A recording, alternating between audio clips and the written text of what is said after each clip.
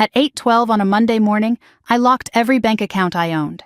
Savings, brokerage, my primary checking, even the secondary account I had opened just for wedding expenses. I reset passwords, enabled multi-factor authentication, revoked shared permissions, froze outgoing transfers, and flagged 3 vendors with my bank's fraud department. By 11:43, my phone wouldn't stop vibrating. At 12:07, my sister Victoria was pounding on my condo door in downtown Chicago, her engagement ring flashing under the hallway lights like a warning signal. "You ruined my wedding!" she screamed the moment I opened it. Ethan stood behind her, jaw tight, eyes darting. My parents were in the hallway too, breathless and furious, as if they had rushed over to extinguish a fire I had started. I didn't argue. I walked to my dining table, lifted a thick stack of printed statements, and dropped 67 pages in front of them. $120,000, every transfer, every withdrawal, every diamond bracelet, private tasting menu, yacht deposit, and crypto gamble. The room went silent. And for the first time in 18 months, I wasn't the selfish little sister. I was the only one in control. Victoria pushed past me without waiting for an invitation. She looked different up close, mascara smudged, lips trembling, but not from sadness, from rage. "The venue canceled," she said. "The yacht company rejected the deposit.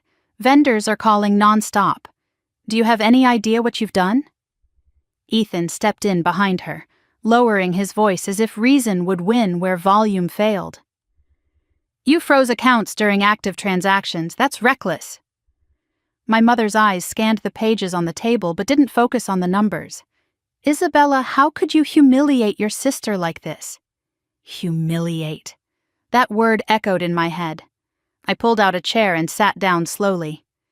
"Do you know how much has been withdrawn?" My father frowned. "You agreed to help with the wedding." "I agreed to limited access," I said. "Not unlimited withdrawal." Victoria grabbed the top sheet. "This isn't what it looks like." "Then explain it," I replied evenly.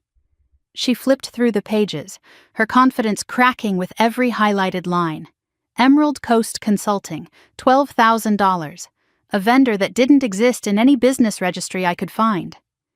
Ethan avoided looking at that page. "Crypto exchange transfer," I continued, tapping another section. $7,500 at 2:14 in the morning, another for $15,000, and another. "It was an investment," Ethan snapped. "You work in finance. You understand leverage." "I understand documentation," I said. My father picked up one page, squinting at the totals. "This can't be right." "It is," I said. 18 months, $120,000. Victoria's voice shifted from fury to accusation. "You're doing this because you're jealous. You've always resented that That you what?" I asked quietly. She didn't finish the sentence, because we both knew the rest, that she was the golden child, the one who could make mistakes and still be applauded, the one whose risks were called passion, whose chaos was called creativity. And I was the stable one, the reliable one, the one who could absorb the cost. Ethan finally spoke again. "You're overreacting. We were consolidating expenses. Weddings are complicated." "So are forged signatures," I said. The word landed harder than any number. My mother inhaled sharply. "Forged?" I pulled out another page from a separate folder and placed it beside the statements. Draft power of attorney, my name printed neatly at the top, a signature at the bottom that was not mine. The room felt smaller. Victoria's face drained of color. "That was precautionary. You've been stressed. We were just preparing in case I became unstable," I finished for her. Silence. Ethan looked at the floor. My father's hand trembled slightly over the paper. For a moment, no one spoke.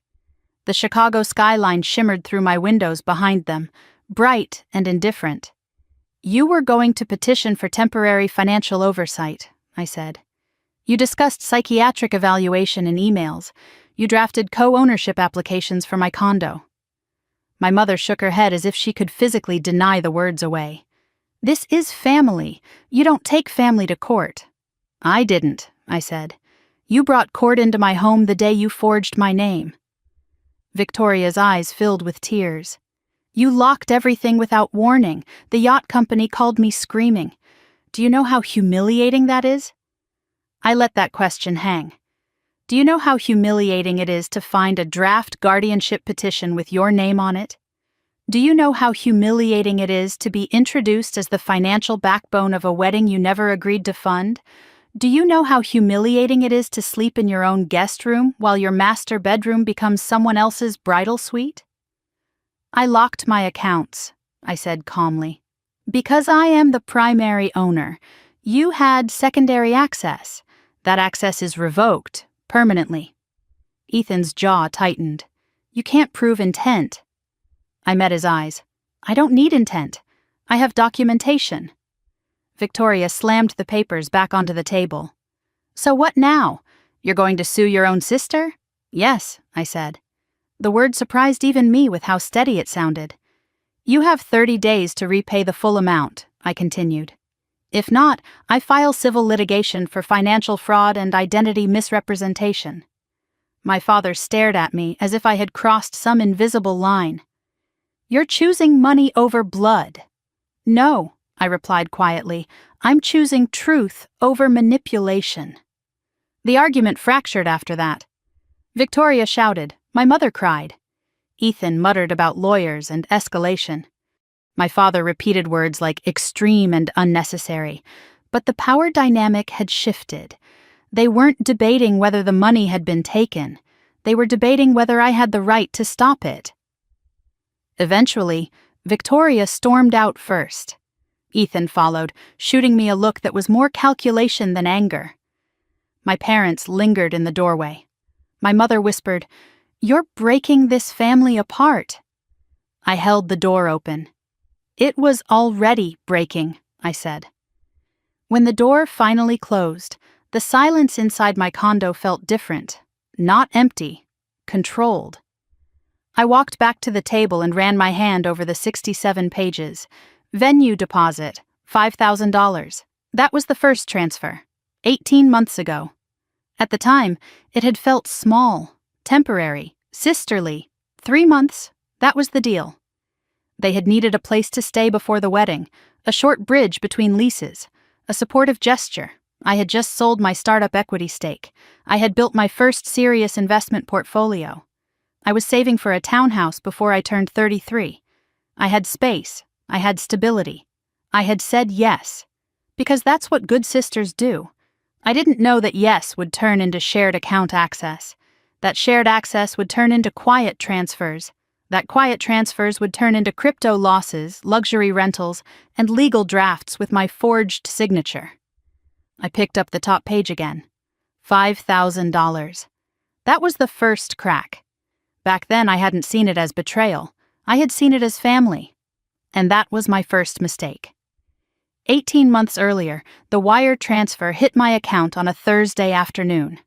I was sitting at my desk in my condo, still in work clothes, when the notification popped up on my phone. The sale of my startup equity had finally closed. The number looked surreal for a second. More zeros than I'd ever seen attached to my name. It wasn't generational wealth. It wasn't private jet money. But it was enough. Enough to build a real investment fund. Enough to create a 6-month emergency reserve without anxiety. Enough to finally start looking seriously at townhouses in Evanston instead of just bookmarking them. For the first time at 32, I felt stable.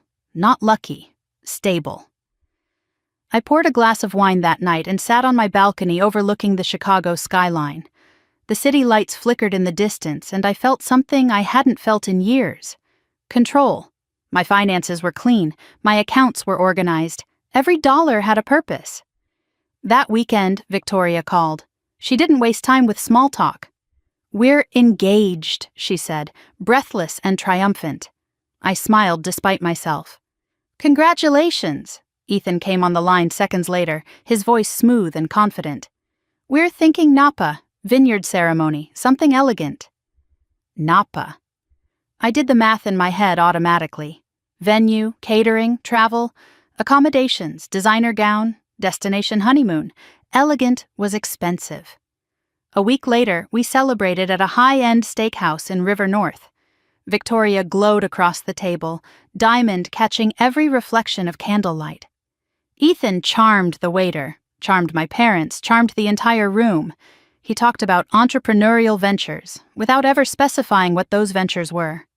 He talked about timing, about market cycles, about opportunity. My father nodded approvingly. My mother squeezed Victoria's hand like she had just won something. I asked one practical question. "What's the budget?" Victoria waved it off. "It'll work itself out." Ethan grinned. "We're building a life. You can't nickel and dime vision." Nickel and dime vision. I sipped my wine and said nothing. 2 weeks later, Victoria called me again. This time she was crying. "Our lease is ending sooner than we thought," she said. "The landlord sold the building. We just need a place for a little while, 3 months max, until after the wedding." 3 months. It sounded reasonable, temporary, structured. Ethan chimed in from the background. "It would really help us stabilize. We don't want to rush into another lease before the wedding." That word again. Stabilize. My parents called that evening. "You have space," my father said. "It's just practical." "Family supports family," my mother added gently. "You've done so well. Now it's your sister's turn." I stood in my kitchen, staring at the marble countertop I had chosen myself, paid for myself. I valued my routines, my privacy, my order. But 3 months wasn't forever. "Okay," I said. 3 months!" Victoria screamed in relief. "You're the best!" I didn't correct her. Move-in day came with suitcases, garment bags, and more wedding binders than I thought physically possible. Ethan brought expensive whiskey instead of rent money. "For the house," he said with a wink. It was my house. But I let that slide too. At first, it felt almost fun. Planning energy filled the condo. Fabric samples draped over chairs. Venue photos spread across my dining table. Victoria stood in my living room describing floral arches and string quartets. Ethan paced with his phone, negotiating with vendors. I tried to treat it like background noise. Then came the first ask. "We're just short on the venue deposit," Victoria said one evening, sitting across from me at the kitchen island. "5,000. We'll pay it back after the wedding gifts come in." 5,000 was manageable. Temporary. I transferred it from a secondary checking account I rarely used. Victoria hugged me like I had saved her life. A few days later, she approached me again, tone casual. "To make things easier," she said, "why don't we create shared access to a wedding expense account, just so we can track everything transparently?" The word transparently disarmed me. I opened a sub-account under my primary bank profile. I gave her secondary access with capped transaction limits. I explained the restrictions clearly. "This is temporary," I said. "Of course," she replied. That night, I received 2 small notifications, charges under $100 each. Vendor verification, Ethan explained when I mentioned it. They test the link before charging the full amount. It made sense. On paper, weeks passed. Wine tasting event for 20 guests. Designer gown alteration deposit. Luxury SUV rental for site visits. The numbers began climbing faster than I expected. At dinner one night, I asked lightly, "Do we really need this level of spending?" Victoria's smile tightened. "It's once in a lifetime." Ethan leaned back. "You've got this covered, right?" Covered. The word unsettled me. I hadn't agreed to cover anything. I had agreed to help. At 2:14 one morning, my phone lit up. Crypto exchange transfer, $7,500. I walked into the kitchen, heart pounding. Ethan sat at the counter with his laptop open. He didn't look startled to see me. "It's arbitrage," he said calmly. "Short-term opportunity. We'll flip it before the wedding." "You used the wedding account," I said. "It's all connected," he replied. The next day, I requested vendor invoices and real-time access to the crypto account. Victoria reacted immediately. "Do you think we're stealing from you?" The word stealing had never left my mouth, but it was clearly in hers. My mother called that evening. "You're making your sister feel humiliated," she said. Humiliated. The pattern was subtle, but it was there. Concern for her, correction for me. By the third month, there was no conversation about moving out. When I mentioned it gently, Victoria's eyes filled with hurt. "You don't want us here?" That wasn't what I had said, but it was what she needed to hear. 3 months became 4. 4 became 6. My master bedroom turned into her bridal planning suite. Dresses hung in my closet. My shoes were boxed and stacked in the guest room. Wedding invitations listed my condo address under their names. Packages arrived addressed to Ethan. One Sunday afternoon, I sat at my desk and exported the transaction history for the sub-account. I expected to see maybe $25,000 total. The number stared back at me. $28,000. In 6 months, more than double what I had mentally estimated. And several transfers routed through third-party processors instead of direct vendors. I searched one vendor listed as Emerald Coast Consulting. No business registration, no website, no LinkedIn presence. When I asked Ethan about it, he shrugged. "Private contractor," Victoria snapped.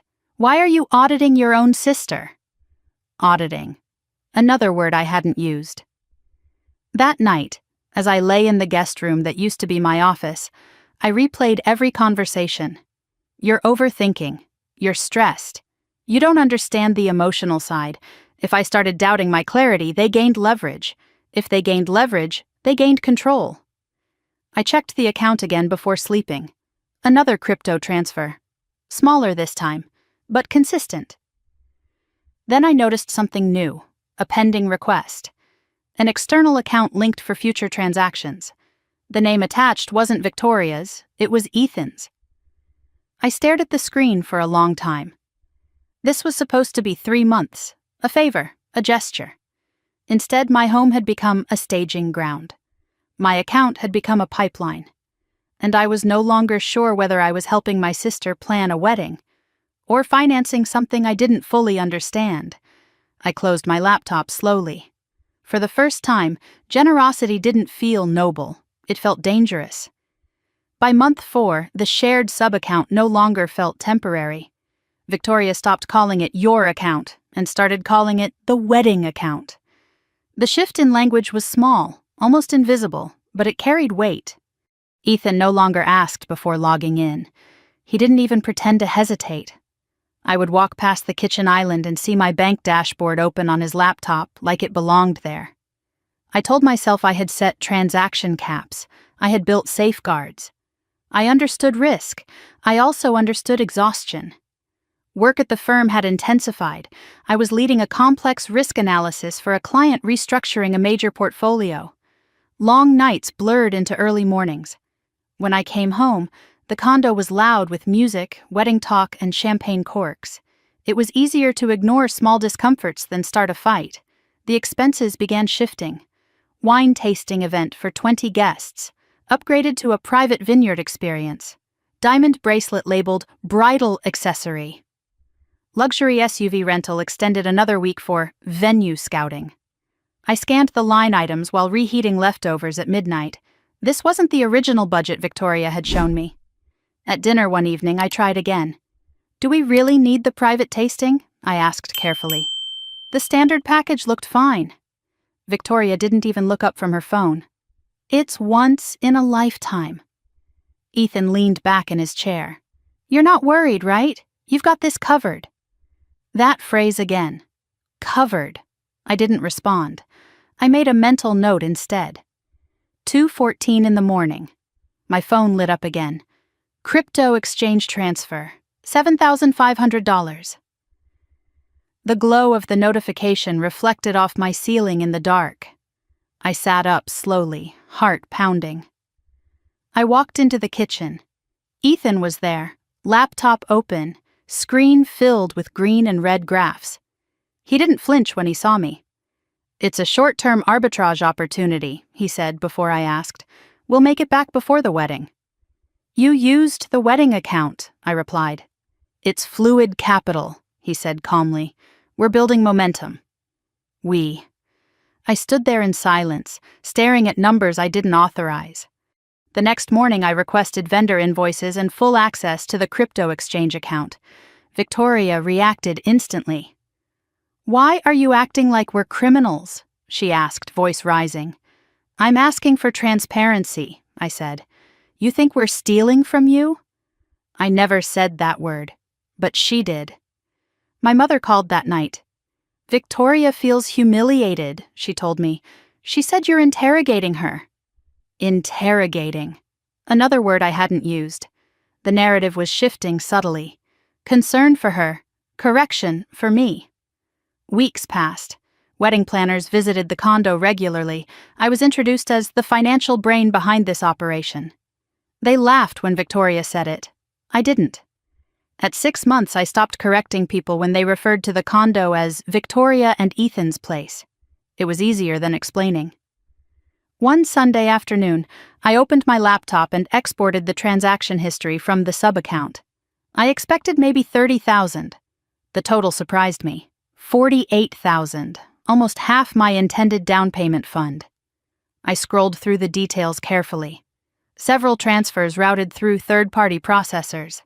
2 charges labeled Emerald Coast Consulting, $8,200. I searched the business registry. Nothing. I searched LinkedIn. Nothing. I typed the name into 3 different databases. No results.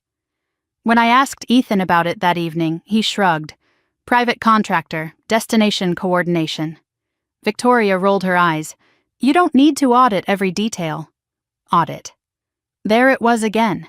The language framed me as rigid, suspicious, cold. I went to bed unsettled. At 2 a.m, I checked the account again. Another crypto transfer, smaller, but consistent.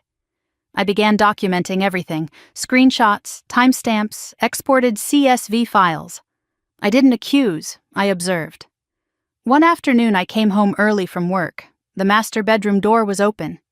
My closet half emptied. Victoria's gown hung from the center rack, protected in a garment bag that cost more than my first car payment. My side of the dresser had been cleared to make room for makeup palettes. I stood in the doorway quietly. This had been my room. Now it looked like a bridal showroom. Later that evening, at dinner, Victoria announced rehearsal dinner plans. My name appeared on the budget spreadsheet under remaining contribution. I hadn't agreed to that number. When I said so gently, my father spoke up over speakerphone. You're the most stable, he said. It makes sense. Stability equaled obligation. That was the formula. I started reconciling the account weekly instead of monthly. The total crossed 60,000, then 70. The numbers moved faster than conversations. One night, I received a credit monitoring alert. Hard inquiry. Private lender. Application listed as joint household liquidity support. I never applied. The secondary contact listed was Ethan. I stared at the notification for a long time. I confronted him the next morning. It was exploratory, he said lightly. Nothing binding. Did you list this condo as joint property? Well, technically we all live here. Technically, Victoria chimed in. You've been so stressed lately. You're overreacting. Overreacting. Stressed. Unstable. The words were starting to repeat. At a family dinner with relatives visiting from out of state, Victoria laughed about how I forgot to eat when I was busy. Ethan added that I isolated myself too much. Concern flickered across faces at the table. Concern replaces admiration quickly when seated correctly. Late that night, I logged in again. Total withdrawals had reached nearly $80,000. And then I saw something else. Professional evaluation services. $4,200. Vendor category, medical consulting. I stared at the screen. Medical consulting? There had been no appointments, no visits. Another line item. Legal document preparation. $2,100. My stomach tightened. I replayed conversations in my head, comments about stress, comments about burnout, Jokes about high achievers cracking. It felt less like teasing, more like groundwork. The next morning I left for work early. Halfway to the elevator, I realized I had forgotten my laptop charger. I turned back quietly. As I approached the door, I heard voices from inside. Victoria's voice, low. He doesn't think she'll fight it. Pause. She hates conflict. Ethan responded, too quiet for full clarity. Victoria continued, once it's signed, she won't even know what she agreed to. I didn't open the door. I didn't confront them. I stepped back into the hallway instead, because now something felt different. This wasn't just spending. It wasn't even just deception. It sounded like planning. I returned to the office that day and pulled the transaction logs again, $83,000. Then I noticed something new. A pending external account link, registered under Ethan's name, waiting for authorization from the primary holder. Me. They had hit the cap. They were trying to expand access. That was the moment generosity stopped feeling like a virtue. It felt like a vulnerability.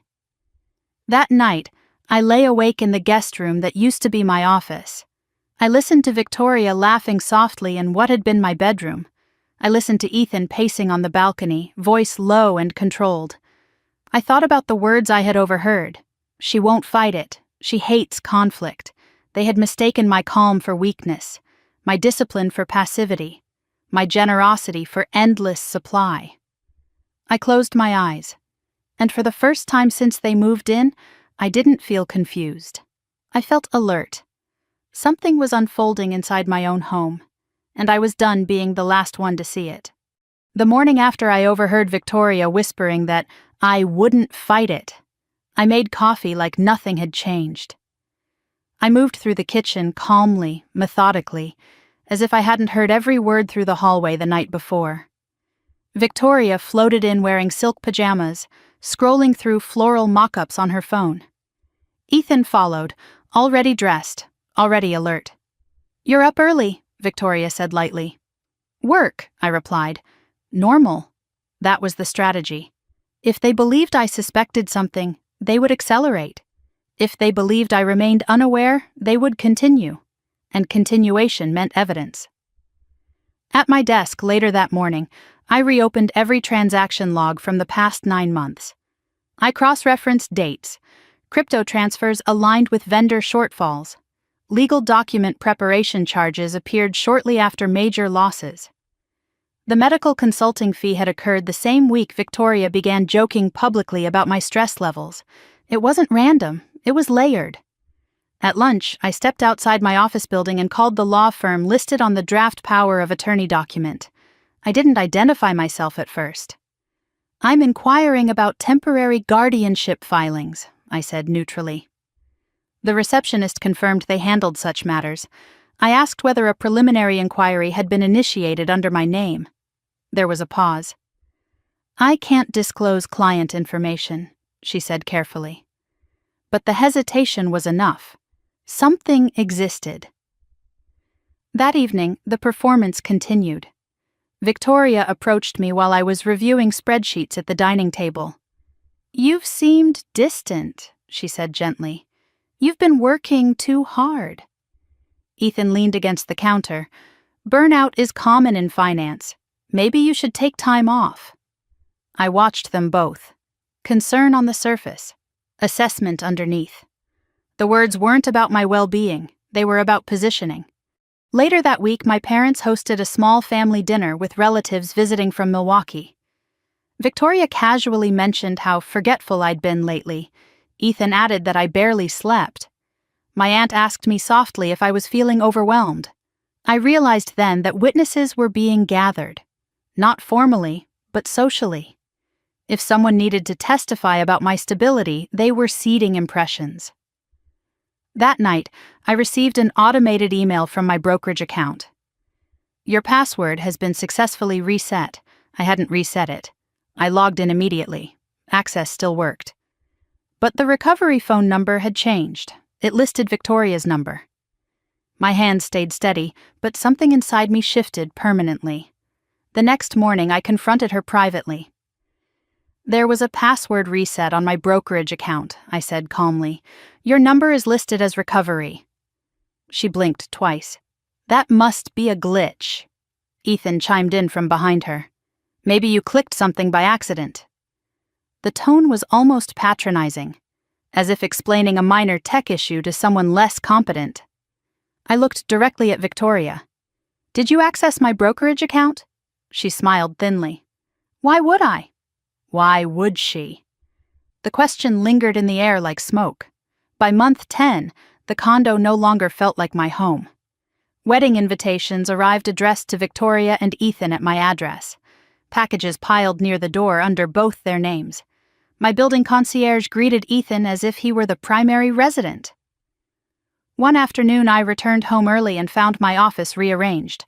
The desk moved, my filing cabinet pushed into the corner, the space staged as a guest suite for bridesmaids. My financial files were stacked carelessly against the wall. I stood in the doorway quietly. No one asked, no one warned. It had simply been decided. At dinner that evening, Victoria presented an updated wedding spreadsheet. My name appeared under projected remaining balance, a larger number than before. I never agreed to that, I said evenly. You said you'd support us, she replied. I said 3 months and limited access. My father, on speakerphone, said, You're the most stable. It makes sense. Stable meant absorbent. Stable meant endless. Stable meant silent. Later that night, I logged into the sub-account again. $92,000. The total no longer startled me. It confirmed something. A pattern. Then I noticed a charge labeled Harbor Lock Storage. Monthly recurring. I searched the address. High-security storage facility downtown. Why would wedding planning require private storage? I didn't ask. Not yet. The next morning, while they were out meeting a florist, I walked into what used to be my bedroom. Victoria's vanity drawer was slightly open. Inside, a manila folder. I didn't open it then. Not yet. Instead, I closed the drawer and stepped back. Timing mattered. That afternoon, my father called again. You're overthinking this, he said. Victoria is emotional. Don't trigger her. Trigger. The vocabulary of fragility was being assigned to her. The vocabulary of instability was being assigned to me. That evening, Ethan joked at dinner about high achievers cracking under pressure. Victoria added that I needed a vacation. My mother suggested therapy. The suggestion wasn't cruel, it was strategic. If I agreed, it reinforced their narrative. If I refused, it reinforced their narrative. I excused myself early and went into the guest room. I pulled up state guidelines for temporary guardianship petitions. Requirements included statements from family members, documentation of impaired judgment, professional evaluation. The medical consulting charge echoed in my mind. I opened the sub-account transaction log again. Another transfer attempt. $12,000. Destination, Emerald Coast Consulting. Pending. Requiring primary authorization. They had hit the limit. They were pushing boundaries. The next morning, I left for work early. Halfway to the elevator, I remembered my badge. I returned quietly. As I approached the bedroom, I heard Ethan's voice on the balcony. Once everything's consolidated, we won't need her approval anymore. Pause. A low laugh. My chest didn't tighten. It steadied, consolidated. Approval. They weren't planning a wedding. They were planning consolidation. I stepped back into the hallway before they noticed me. I went to work, and for the first time since they moved in, I wasn't confused. I wasn't generous. I wasn't trying to keep peace. I was calculating. They thought I hated conflict. They thought I wouldn't fight. They thought stability meant compliance. They were wrong. That night, I sat alone at my desk and wrote 2 columns on a blank page. What they have. Shared access, family narrative, assumed trust. What I have. Primary ownership, transaction records, draft documents, time. I closed the notebook slowly. The condo was loud again with wedding talk and laughter drifting down the hallway. But something had changed. They believed they were building leverage. They didn't realize they were building evidence. And I was no longer the last person in the room to understand what was happening. I was the only one preparing for what came next. By month 10, I no longer corrected anyone when they referred to the condo as Victoria and Ethan's place. It was easier to let the words slide than to stop and reassert ownership every time. My master bedroom was permanently theirs now. The bridal suite, Victoria called it. My dresses were folded into storage bins in the second bedroom, stacked beside bankers' boxes filled with financial reports I no longer kept in the open. The closet that once held my structured blazers and neatly arranged heels now held a couture gown wrapped in white silk. I told myself it was temporary. Temporary had stopped meaning anything. The social shift happened gradually. Caterer tastings were hosted in my dining room without consulting me about scheduling. Wine vendors dropped off sample crates and addressed Victoria as the homeowner. Bridesmaids came and went, leaving champagne glasses on my coffee table and makeup palettes on my bathroom counter. One afternoon during brunch, Victoria introduced me to her friends as the financial backbone of this wedding. They laughed. I didn't. I had started reconciling transactions weekly instead of monthly. Late at night, after everyone else had gone to sleep, I would sit at the kitchen island with my laptop open, exporting statements and highlighting patterns. Charges were no longer isolated spikes. They were rhythms, large vendor deposits followed by crypto transfers within hours. Luxury travel holds followed by third-party processing fees. The numbers were accelerating, 80,000, 87, 91. My down payment fund was shrinking in ways I hadn't explicitly agreed to. One Tuesday afternoon, I received a credit monitoring alert. Hard inquiry, private lender. Application listed as joint household liquidity support. Joint household. My name was listed as primary applicant. Ethan's name appeared as co-resident. I stared at the screen for a long time. I had not signed anything. That evening, I confronted him directly. "There's a credit inquiry in my name," I said, keeping my voice level. He didn't look alarmed. "It was exploratory," he replied. "Just testing financing options." "You listed this condo as joint property." "Well, technically we all live here." "Technically?" Victoria stepped in before I could respond further. "You've been so defensive lately," she said softly. "It's not healthy." Defensive. The word settled into the pattern with the others. Stressed, overreacting, burned out. The vocabulary was consistent. That night I opened the account again. $98,000. And then I saw a new recurring charge. Harbor Lock Storage. Monthly, high-end secure storage facility downtown. I searched the address. Private climate-controlled units. Document security advertised on the website. Why would wedding decorations require secure document storage? I didn't ask yet. Instead, I saved the invoice. The emotional erosion became clearer during small moments.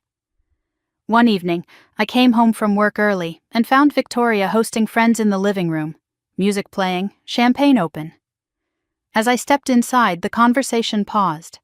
One of her bridesmaids looked at me and asked, "Isabella, could you grab more ice?" In my own kitchen. I walked to the freezer quietly. No one apologized. No one corrected the assumption. Later that night, I checked the transaction logs again. One line item caught my attention. Professional evaluation services. $4,200. Vendor category, medical consulting. There had been no doctor visits, no appointments. 2 days later, another charge appeared. Legal document preparation. $2,100. The pieces were aligning too neatly to ignore. The following morning, I left for work early as usual. Halfway to the elevator, I realized I'd forgotten my laptop charger. I turned back. As I approached the condo door, I heard voices inside. Victoria's voice was low. "He doesn't think she'll fight it." Pause. "She hates conflict." Ethan responded in a tone I couldn't fully hear. Victoria continued. "Once it's signed, she won't even know what she agreed to." My pulse slowed. Not quickened. Slowed. I stepped away from the door and took the elevator down without entering.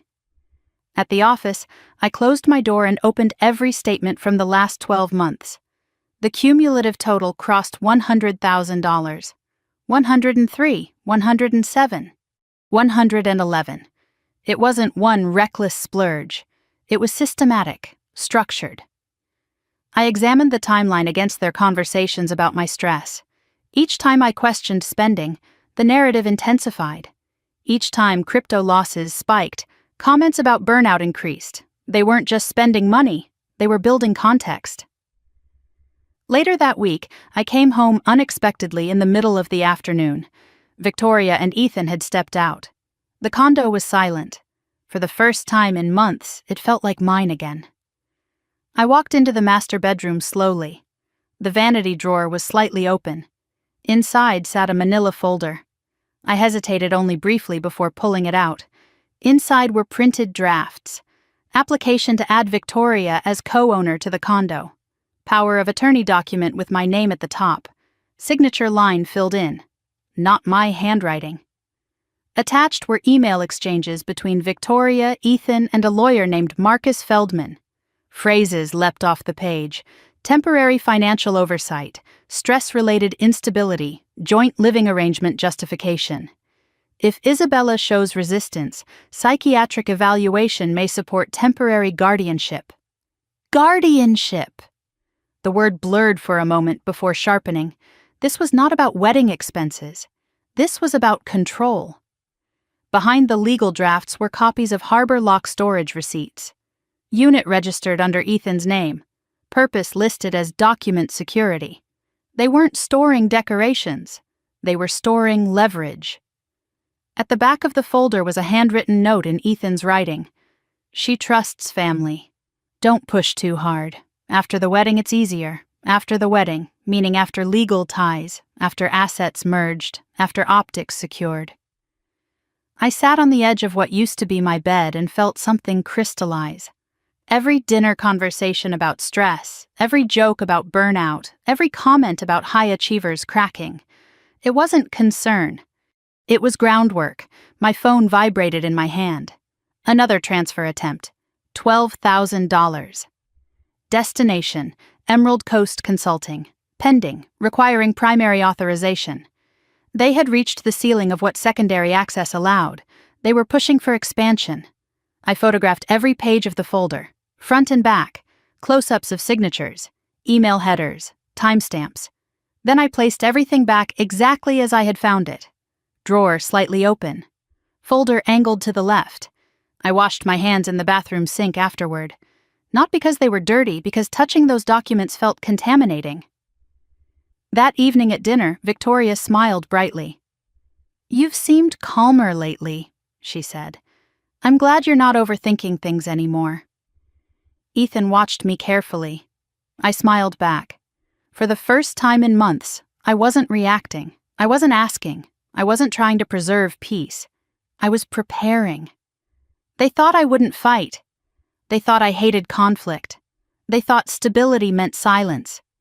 They were about to learn the difference between quiet and unaware. And this time, I wasn't the one being positioned. I was the one gathering proof. The morning after I found the folder in Victoria's drawer, I made breakfast like nothing had happened. Egg whites, black coffee, the same routine I followed every weekday. Victoria scrolled through seating charts at the kitchen island, humming under her breath. Ethan typed something on his phone, expression neutral. They looked relaxed. They believed they were still ahead. I moved quietly through the condo, memorizing their comfort. Emotion is loud, evidence is silent. I left for work at my usual time, badge clipped to my coat, posture steady. Halfway to the office, I pulled over into a quiet parking garage and reviewed the photos I had taken of the documents. The power of attorney draft, my forged signature, the email thread with Marcus Feldman. The phrase temporary guardianship appearing again and again like a legal refrain. My chest didn't tighten anymore. It cooled. At my desk, I closed my office door and began reconstructing the timeline. Crypto losses escalated in month 8. Legal document preparation appeared in month 9. Medical consulting fee appeared in month 10. Conversations about my stress intensified around the same time. The structure wasn't emotional, it was procedural. That afternoon, I called the law firm again, this time identifying myself. "I'd like to confirm whether any preliminary documents have been prepared in my name," I said calmly. There was a pause. "I'm sorry, I cannot disclose that information without a signed release," the receptionist replied. But the tone had shifted. There was recognition. Someone had discussed my name. That was enough. On my lunch break, I walked to the bank branch near my office. I requested extended transaction logs for the past 18 months. The compliance officer reviewed the request and raised her eyebrows at the volume of transfers routed through third-party processors. "Did you authorize external wallet linking?" she asked. "No," I said. She flagged the account for internal review. The phrase financial exploitation appeared in the notes. It didn't sound dramatic. It sounded factual. That evening, I returned home as if nothing had changed. Victoria was excited about a new florist proposal. Ethan poured himself a drink. I set my laptop down on the dining table and opened it deliberately. "Can we talk?" I asked. They both stiffened slightly. "What about?" Victoria said. "About the external account link request." Ethan's jaw tightened. "It was exploratory." "And the power of attorney draft?" I asked quietly. Silence. Victoria blinked rapidly. "That was precautionary." "Precautionary against what?" "You've been overwhelmed," she said. "We just wanted to protect you." "Protect me." "With a forged signature?" I asked. "It wasn't finalized," Ethan said quickly. "But it was drafted," I replied. They exchanged a glance. There it was. The moment the performance cracked. "You're twisting this," Victoria said, voice rising. "We were planning responsibly." "You were planning consolidation," I said. The word hung between us. Consolidation. Ethan looked at me sharply. "You've been paranoid lately," he said. "This is exactly why we were concerned." Concern. The narrative was predictable now. "You discussed psychiatric evaluation in emails," I said evenly. Victoria's face drained of color. "You went through my drawer," she whispered. "Yes." "You violated my privacy." I let that irony settle in the room. "You drafted legal control over my assets," I replied. "You forfeited privacy." My father called mid-conversation, as if summoned by tension. Victoria put him on speaker. "Isabella is spiraling," she said quickly. "She's accusing us of fraud." I spoke calmly into the phone. "There is a forged power of attorney draft with my name on it." Silence. My father exhaled slowly. "That was precaution," he said after a moment. "You've been under a lot of stress." There it was again, the reinforcement, the layering of witnesses. "I am not unstable," I said clearly, "and you will not file anything in my name." No one argued that they wouldn't. They argued that I was overreacting. Later that night, I reopened the transaction logs. The total had reached $120,000. $120,000. The number felt different now. It wasn't loss, it was leverage. I exported every transaction into a master spreadsheet. Date, vendor, amount, purpose. I cross-referenced crypto transfers with external wallet IDs. I documented every instance of third-party routing. The structure became undeniable. This wasn't chaotic spending, it was layered misdirection. At 2 a.m, another transfer attempt appeared. $15,000. Destination, Emerald Coast Consulting. Status, pending, authorization required from primary account holder. They had reached the ceiling again. Desperation was visible in the pattern. The next morning I called a compliance attorney recommended by a colleague. I brought printed copies of everything: the forged signature, the guardianship language, the transaction logs. He reviewed the document silently. "This is potential financial fraud," he said finally, "and attempted asset control." The words didn't shock me. They confirmed what I already knew. If they file first claiming mental instability, you would be defending yourself, he added. If you act first, you control the narrative. Control the narrative. That was the pivot point. I returned home that evening and found Victoria pacing. Why can't I access the account dashboard? She demanded. I restricted permissions, I replied. You can't just cut us off. I can, I said calmly. I am the primary holder. Ethan stepped closer. You're escalating this. No, I said, I'm correcting it. He stared at me for a long moment. You're making a mistake. I've already made one, I replied, letting you in. That night, I drafted a formal demand letter with my attorney's guidance. 30 days to repay $120,000. Failure to comply would result in civil litigation for fraud and identity misrepresentation. I didn't send it yet. Timing mattered. The following morning, before leaving for work, I logged into my account one last time. Another transfer attempt, $12,000. Declined automatically due to restricted access. Within minutes, my phone began to ring. Victoria, Ethan, my mother. I didn't answer. I watched the calls pile up. They believed I was panicking. They believed I was reacting emotionally. They didn't understand that I had already moved beyond emotion. By the time Victoria pounded on my door hours later, shouting that I had ruined her wedding, the decision had already been made. I wasn't going to wait for them to finish their plan. I was going to end it. They thought I hated conflict. They thought I wouldn't fight. They thought stability meant compliance. They were about to learn that stability can also mean strategy. And strategy, when documented, is louder than any accusation they could make about my sanity. I closed my laptop and looked out at the Chicago skyline. 18 months ago, I had said yes because I believed family meant trust. Now I understood something else. Trust without boundaries is not loyalty. It's exposure. And exposure, when paired with forged documents and $120,000 missing, is no longer a misunderstanding. It's a case. The next move would not be a conversation. It would be a lock, and this time, I would not hesitate. The morning after I met with the attorney, I stopped pretending this was temporary. I woke before dawn, sat at my kitchen island, and opened every financial portal I owned. Savings account, primary checking, brokerage, sub-account labeled wedding expenses. I changed every password. Enabled multi-factor authentication on every login. Removed secondary viewing privileges. Revoked external wallet linking. I didn't rush. I moved with precision. At 7:43, I called my bank's fraud department. I need to report potential financial exploitation, I said.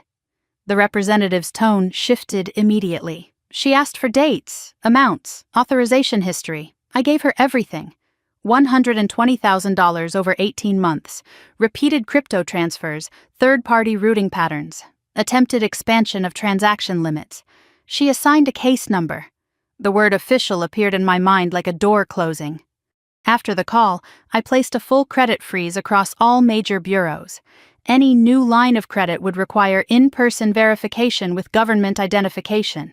No more exploratory inquiries, no more technical glitches. Then I contacted building management. I need to confirm primary residency documentation, I said.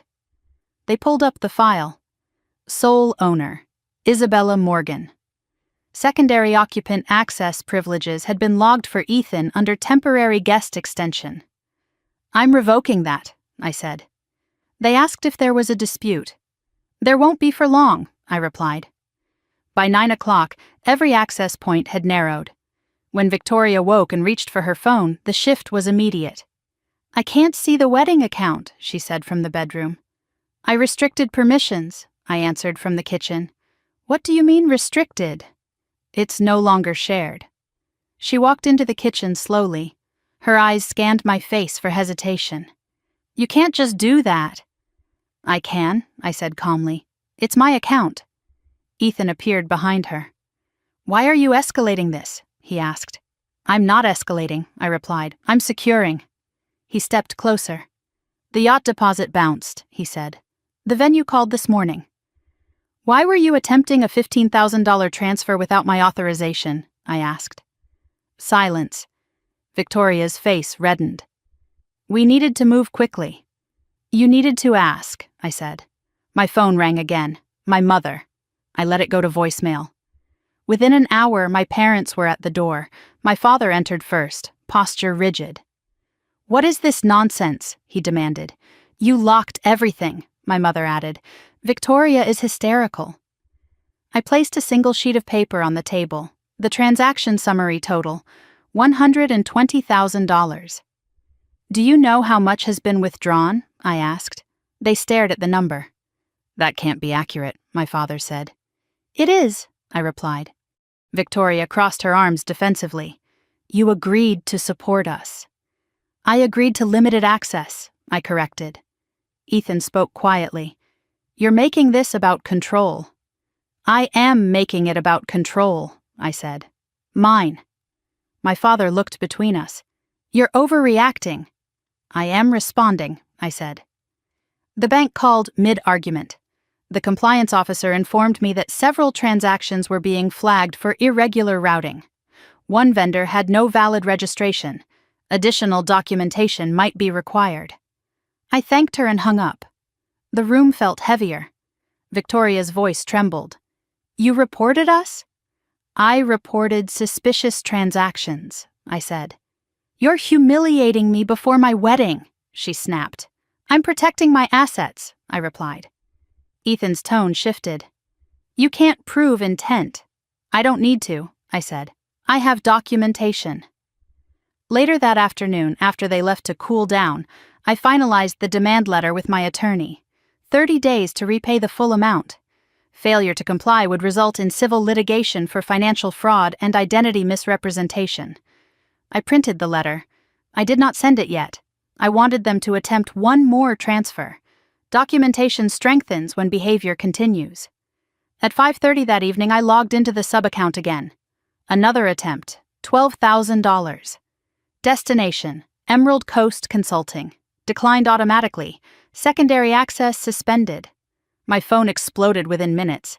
Victoria's voice came through the voicemail speaker. You ruined my wedding. Ethan followed with a text. Fix this now, my mother wrote. What are you doing to this family? I did not respond. At 6:15, the pounding on my door began. Victoria burst inside the moment I opened it. You did this, she said. Ethan stood behind her, face pale. My parents followed seconds later. The scene felt surreal. I walked to the dining table and placed the full 67 pages of statements in front of them, every transfer highlighted, every crypto exchange circled, every third-party vendor flagged. $120,000, I said. Silence fell like a physical weight. Victoria flipped through the pages rapidly. This isn't what it looks like. Then explain Emerald Coast Consulting, I said. Ethan didn't answer.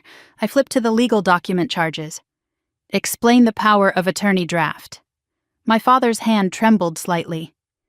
You were going to petition guardianship, I continued. You discussed psychiatric evaluation. Victoria shook her head rapidly. It was precautionary. Against what? I asked. Against you losing control, Ethan muttered. I held his gaze. I never lost control. That was the difference.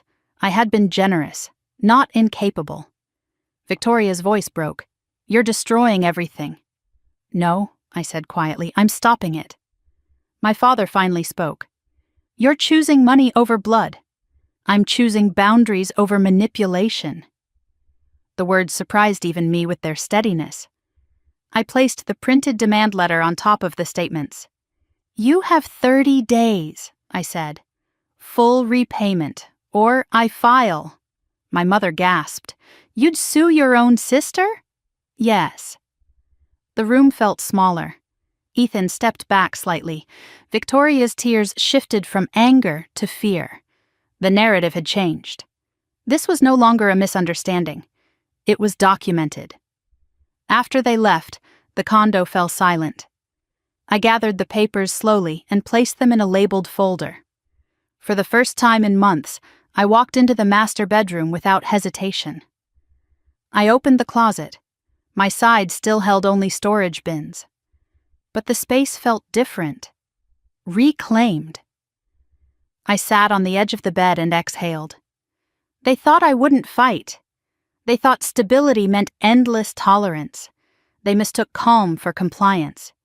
What they didn't understand was that discipline is not weakness, it is containment. And once containment breaks, it does not explode, it locks. The next move would not be emotional, it would be legal, and this time, I would not ask permission to protect what was mine. I did not sleep the night after they pounded on my door. I lay in the master bedroom, my bedroom again, and stared at the ceiling while the city hummed outside the windows. At 6 a.m, I got up and went straight to my desk. If they believed this was emotional, they were wrong. This was procedural. I opened every account I had ever linked to anything remotely shared. Primary checking, savings, brokerage, retirement portfolio, the sub-account that had once been labeled wedding expenses. I downloaded full transaction histories for the past 18 months, CSV files, PDF statements, raw data exports. I built a master spreadsheet, date, amount, vendor, routing path, authorization method. By 8:30, the total sat in bold at the top of the sheet. $120,000. Not approximate, not exaggerated, exact. Every line item documented. Crypto transfers mapped to wallet IDs, third-party processors flagged. Storage unit payments categorized. Legal preparation fees separated into their own column. The pattern was undeniable. This was not overspending.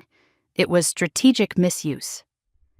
At 9:15, I called my attorney. "I'm ready," I said. He asked only one question. "Are you prepared for the consequences?" "Yes." We scheduled an in-person meeting for that afternoon. Before leaving, I called the bank's compliance division again. "I need to formally dispute a series of transactions and request an internal fraud review," I said. The representative pulled up my case number. She asked if I believed the transactions were unauthorized. "I believe access was abused," I replied. That phrasing mattered. She placed a temporary hold on the sub-account pending investigation. She also flagged prior login attempts from devices not previously registered to me. When she read the timestamps, I recognized them. 2 a.m, 3:15, weekends when I had been out of town for work conferences. My jaw tightened. At 10:42, I placed a credit alert confirmation into my records folder. At 11, I contacted the 3 major credit bureaus to verify the freeze had processed. No new lines of credit could be opened without direct in-person identity verification. At noon, my phone buzzed. "Victoria," I declined the call. Ethan followed with a text. "We need to talk before you make this worse." I didn't respond. By 1:30, I was seated across from my attorney in a quiet conference room. I laid out everything: the forged power of attorney draft, the guardianship language, the transaction spreadsheet, the email exchanges. He read in silence for several minutes. "This is potential financial fraud and attempted asset control," he said finally. Hearing it stated clinically did something to me. It removed the last layer of doubt. "If they file first claiming diminished capacity, you would be forced into defensive posture," he added. "If you file first, you control the narrative." Control the narrative. I had allowed them to control the language for months. Stressed, overreacting, burned out. Now I would control the record. We drafted a formal written demand: 30 days to repay $120,000. Failure to comply would result in civil litigation for fraud and identity misrepresentation. He advised not sending it until we had full transaction documentation secured. The more evidence, the stronger the case. I left his office with a folder under my arm and clarity in my chest. When I returned home, the condo was quiet. Victoria and Ethan were out. I walked through each room slowly. The living room still held wedding magazines scattered across the coffee table. The dining table bore faint impressions from the stack of 67 pages I had slammed down the day before. In the bedroom, the closet still smelled faintly of Victoria's perfume. This had been my home. It still was. I sat at the kitchen island and opened my laptop again. Another login attempt notification appeared. Secondary access suspended. They were trying again. Within minutes, my phone began ringing. Victoria's voice came through voicemail first. "What did you do? I can't access anything." Ethan's text followed. "You're sabotaging us." My mother sent a message. "Stop escalating this. Escalating." The word irritated me now. I wasn't escalating. I was locking. At 4:20 in the afternoon, Victoria returned home. She dropped her purse onto the counter. "The account says access denied," she said. "Yes," I replied. "You froze it." "Yes." "You didn't even warn us." "I didn't need to." Her face flushed. "The yacht company called. The deposit failed." "Why were you attempting another transfer?" I asked. She faltered. "It was for final confirmation." "Without telling me?" Ethan entered seconds later. "You can't just shut everything down," he said. "I can," I replied. "I am the primary account holder." "You're overreacting," he snapped. I opened the spreadsheet and rotated the laptop toward him. $120,000, I said. "Explain it." He stared at the screen but didn't answer. Victoria's voice trembled. "You promised to help." "I promised limited access," I corrected. "Weddings are expensive," she said. "Forged documents are illegal," I replied. Silence swallowed the room. Later that evening, I finalized the demand letter and sent it via certified mail and encrypted email. 30 days. No ambiguity, no emotional language. Just facts. By the time the confirmation receipts came through, I felt something settle inside me. They could scream, they could accuse, they could attempt to reframe, but the documentation existed now. Official, structured, filed. At 9 that night, I logged into my accounts one final time. All access secure, all secondary privileges revoked, multi-factor authentication required for every action. I changed one more password. Not because I feared another breach, because I wanted to. Control was not reactive. It was deliberate. Victoria knocked on my bedroom door quietly before midnight. "Are you really going to take this to court?" she asked. "If repayment isn't made, yes." She looked smaller than I remembered. "You're ruining my wedding." I met her eyes. "I didn't ruin it." She left without another word. I lay down and stared at the ceiling again. 18 months earlier, I had said yes because I believed generosity strengthened family. Now I understood something else. Generosity without boundaries invites exploitation. They thought I wouldn't fight. They thought stability meant infinite supply. They mistook calm for compliance. Tomorrow, the real confrontation would begin. Not with shouting, not with accusations, with a case number. And once something becomes a case, it no longer belongs to emotion. It belongs to record. For the first time since they moved in, I felt no confusion, no hesitation, only resolve. The accounts were locked. And this time, so was the narrative. The certified mail receipt confirmed delivery at 10:17 in the morning. I watched the notification appear on my phone while sitting in my office conference room, sunlight cutting across the polished table in sharp lines. 30 days had officially begun. At 11:32, Victoria called. I let it ring. At 11:34, Ethan called. I let that ring too. By noon, my mother had left a voicemail thick with restrained panic. "Isabella, please don't do this publicly. We can talk." Publicly, as if the existence of documentation were the embarrassment, not the behavior. At 1:15, an email arrived from an unfamiliar address. Subject line, representation notice. Ethan had retained counsel. The message was concise. They disputed the characterization of fraud. They claimed verbal agreement for financial support. They suggested mediation. I forwarded the email to my attorney without comment. Within an hour, he replied, "We expected this." Of course we did. Narratives don't collapse quietly. They resist. When I returned home that evening, The condo felt different, quieter. Victoria sat at the kitchen island with red eyes and a glass of wine she hadn't touched. Ethan paced near the balcony, phone pressed to his ear. My parents were there too. The intervention had been assembled. My father stood when I walked in. "Sit down," he said. I didn't. "What do you want?" I asked. "Withdraw the letter," my mother said immediately. "We can handle this internally." Internally. 18 months of internal handling had led here. Victoria looked at me with something softer than anger. "You blindsided us," she said. "You forged my signature," I replied. Ethan ended his call and stepped forward. "There was no forgery," he said. "There was a draft." "A draft with my name signed," I corrected. He exhaled sharply. "You're framing this to look criminal." "It is criminal," I said. The word landed heavier than the previous ones. My father's jaw tightened. "You are going to destroy your sister's future." "I am protecting mine." Victoria's voice cracked. "You always do this." "Do what?" "Act like you're above us." I felt something inside me go still. "This isn't about superiority," I said quietly. "It's about ownership." Silence. Ethan broke it first. "If this goes to court, it becomes record. Employers see that. Banks see that. Everyone sees it." "Yes," I said. "And you're comfortable with that?" "Yes." He stared at me like I had become someone unfamiliar. Maybe I had.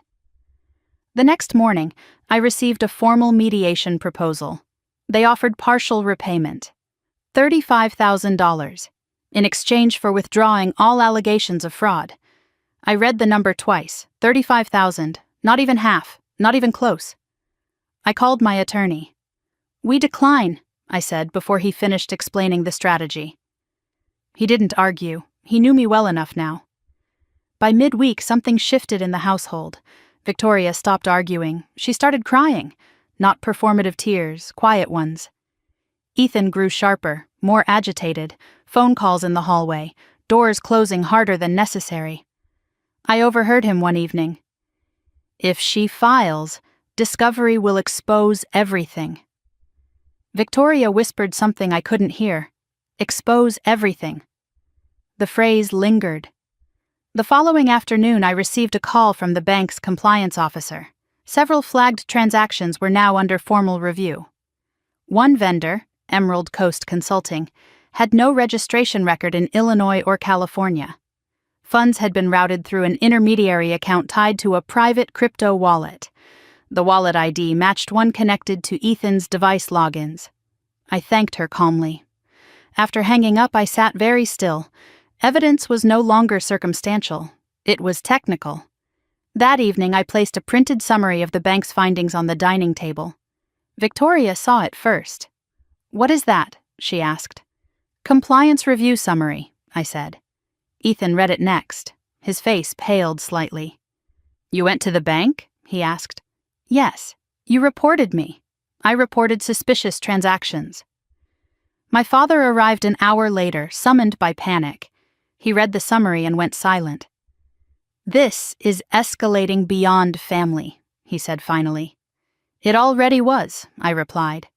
Victoria's tears came faster now. "I never meant for this to spiral," she whispered. "Spiral." The language shifted again, from control to chaos, from planning to accident. "You discussed guardianship," I reminded her. "That was Ethan's idea," she said quickly. Ethan's head snapped toward her.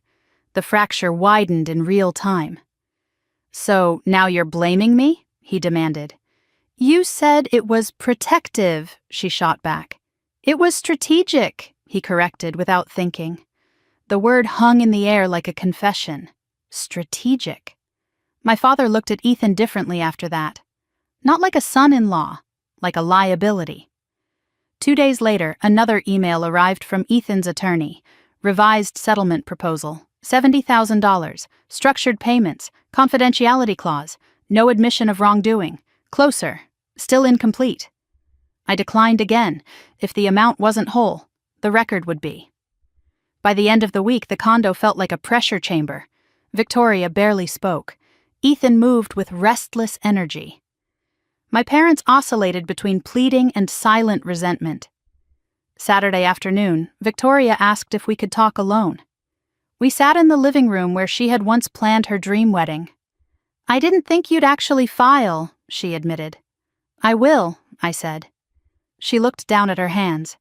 "He said once we were married, everything would feel stable." He? Not we. The shift was subtle but unmistakable.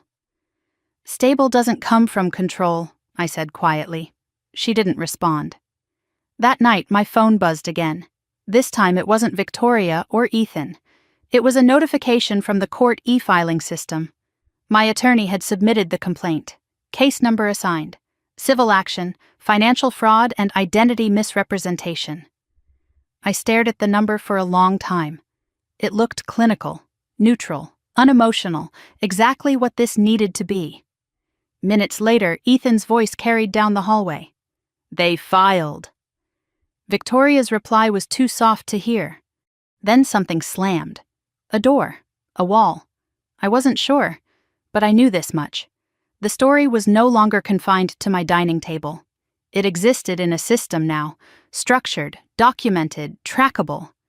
They thought I wouldn't fight. They thought I feared conflict. They thought stability meant silence. They forgot something fundamental. I work in risk analysis. And once risk is quantified, it doesn't intimidate. It informs action. As I turned off the lights that night, the condo no longer felt invaded. It felt transitional. The wedding was unraveling. The narrative was shifting. And for the first time since they moved in, I was not reacting. I was leading. Tomorrow, they would wake up not as victims of my overreaction, but as defendants in a documented case. And that changes everything. The summons was served on a gray Wednesday afternoon. I wasn't home when the process server knocked, but building security called me immediately. "There's a courier asking for Victoria Morgan and Ethan Blake," the concierge said. "Legal documents." "Let them up," I replied. By the time I returned from work, the condo was thick with tension. Victoria sat frozen on the couch, the envelope open on the coffee table in front of her. Ethan stood by the window, jaw clenched, reading the complaint for what must have been the 10th time. My parents were already there. Of course they were. "This is unbelievable," my father said the moment I stepped inside. "No," I replied evenly, "it's documented." Victoria's eyes were swollen. "You actually filed," she whispered. "Yes." Ethan looked at me sharply. "You're alleging fraud." "I am alleging documented financial misuse and identity misrepresentation." "You're destroying us," he snapped. "I am protecting myself." He stepped closer, lowering his voice. "You don't understand what discovery will expose." "I do," I said. "That's the point." Silence followed. For the first time, no one accused me of overreacting. They were reading the language. Count 1, financial fraud. Count 2, identity misrepresentation. Count 3, attempted asset control through forged documentation. The words were clinical, cold, impossible to reframe as sibling misunderstanding. Victoria's hands trembled. "You could have handled this privately," she said. "I tried," I replied. 18 months of quiet tolerance, 9 months of subtle warnings, weeks of escalating access attempts. Privately had not worked. Ethan threw the complaint back onto the table. "You have no proof of intent." I walked to my desk and returned with a printed compliance summary from the bank. Crypto wallet linkage logs, third-party routing patterns, login timestamps from devices registered to Ethan. I placed them beside the complaint. "Intent will be determined," I said. He didn't respond. That night, the first visible crack appeared. Ethan's phone rang constantly. He took calls on the balcony, pacing. His tone shifted from confident to strained. Victoria stayed silent. The next morning, I woke to raised voices. "You told me it was contained," Victoria hissed. "It was until she escalated," Ethan shot back. She didn't escalate, she said quietly. She locked what was hers. The difference in language mattered. I made coffee without acknowledging them. By noon, my attorney emailed an update. Ethan's counsel had requested expedited mediation. Now. Not 30 days. Now. Fear changes pacing. That evening, the vineyard venue called Victoria directly. The deposit was frozen pending payment confirmation. Without immediate funds, the date would be released. Victoria stared at her phone as if it had betrayed her. "This can't be happening," she whispered. "It is," Ethan muttered. My mother arrived again. "She's heartbroken," she told me. "Is this worth it?" I didn't answer immediately. I looked at Victoria sitting on my couch, in my condo, with a complaint bearing my name on the header. "It's not about worth," I said finally. "It's about boundary." My father rubbed his temples. "This will follow the family forever." No, the documentation would. The behavior had already followed us. The next day, something shifted again. The yacht company canceled the reservation entirely. The florist withdrew due to uncertainty of payment. Bridesmaids began texting Victoria quietly, asking what was going on. Narratives spread quickly. By Friday afternoon, Ethan received a separate notice. The court had authorized preliminary document preservation. He was legally required to retain all financial communications. He read the email twice. "You're serious about this," he said.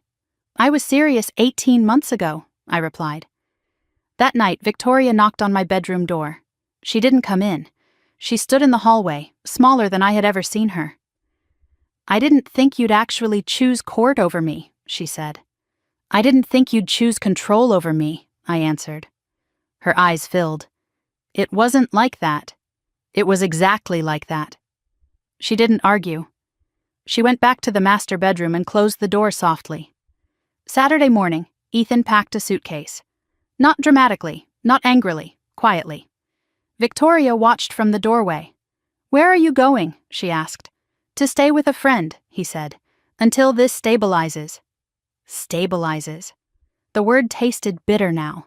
He didn't look at me as he left. The door clicked shut. Silence flooded the condo. Victoria stood there for a long time. Then she sat down at the dining table where the 67 pages had once been spread. "This isn't what I wanted," she said quietly. I didn't respond, because what she wanted had never been clearly defined. Status, security, admiration, those are fragile foundations. By Monday, Ethan's attorney submitted a revised proposal.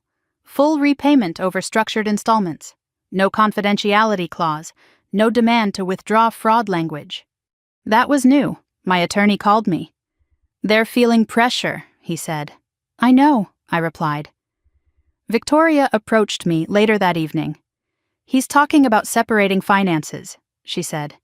"You should," I answered. She looked startled. "You're not gloating," she said. "I'm not winning," I replied. "I'm correcting." That night, I walked into the master bedroom fully. No hesitation. I opened the closet. The gown still hung there. White, untouched. The wedding binder sat on the dresser. I closed it gently. This was no longer about a ceremony. It was about consequence. When I returned to the living room, Victoria was staring at the skyline. "He said if the wedding happened, everything would feel stable," she murmured. "And did it?" I asked. She didn't answer, because it hadn't happened. And stability built on someone else's account was never stability. It was dependence. Later that week, mediation was scheduled. Formal, documented, court-monitored. As I reviewed the updated repayment proposal, I realized something quietly powerful.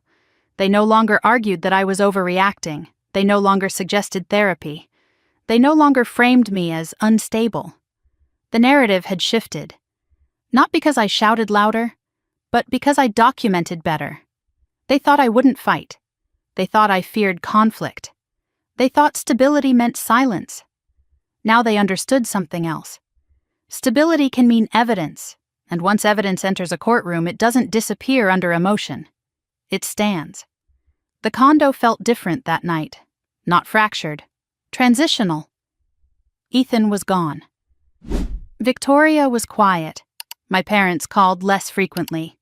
The wedding date approached without confirmation, and I stood in the center of my living room looking at the city lights flickering beyond the glass. 18 months ago, I said yes because I believed family meant unconditional support. Now I understood something stronger. Support without boundary is surrender, and surrender, once recognized, must be reversed. The case was active, the narrative was public, the illusion was collapsing. And for the first time since they moved in, I wasn't waiting for the next transfer alert. I was waiting for the next court notice. Because this time the future wasn't being drafted in someone else's drawer. It was being filed under my name. And that made all the difference. 30 days began to feel shorter once the case number existed. The week after the complaint was filed, the condo felt hollow in a way it hadn't before. Ethan's suitcase was gone.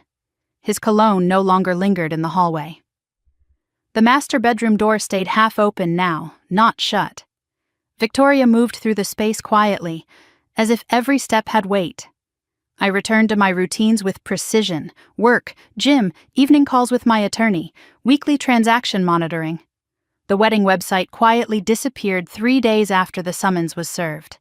I noticed because I had bookmarked it months ago. Now the link returned a blank page. At 9 on Monday morning, I reviewed the certified mail confirmation for the demand letter again. Delivered, signed, received. There would be no argument that they hadn't known. By midweek, Ethan's attorney sent a formal response to the complaint. They denied intent. They denied forgery. They asserted verbal agreement for financial contribution. They suggested mediation to avoid irreparable family harm. Family harm. The phrasing felt calculated. I forwarded the response to my attorney. He replied within the hour. They are posturing. Discovery will be uncomfortable for them. Uncomfortable was an understatement. Discovery meant subpoenaed communications, device logs, bank routing trails, storage unit contents. I wasn't afraid of discovery. I had nothing to hide. On Wednesday evening, my parents invited me to dinner at their house in Naperville. I almost declined, but I knew avoidance would be interpreted as guilt. The dining room felt smaller than I remembered. My mother placed roasted chicken on the table as if nothing had shifted. My father had printed copies of the court filing beside his plate. "You've made this public," he said before the food cooled. "I made it formal," I corrected. Victoria sat across from me, eyes rimmed red but steady. My mother reached for her hand. "She's already lost the venue," she said. "The florist. Half the guests know something is wrong."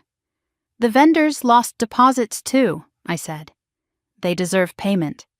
"This could have been settled privately," my father repeated. "It wasn't," I said. He stared at the paperwork. "You're calling your sister fraudulent. I'm calling the transactions fraudulent." Silence stretched across the table. My mother finally spoke. "Victoria told us you agreed to support the wedding financially."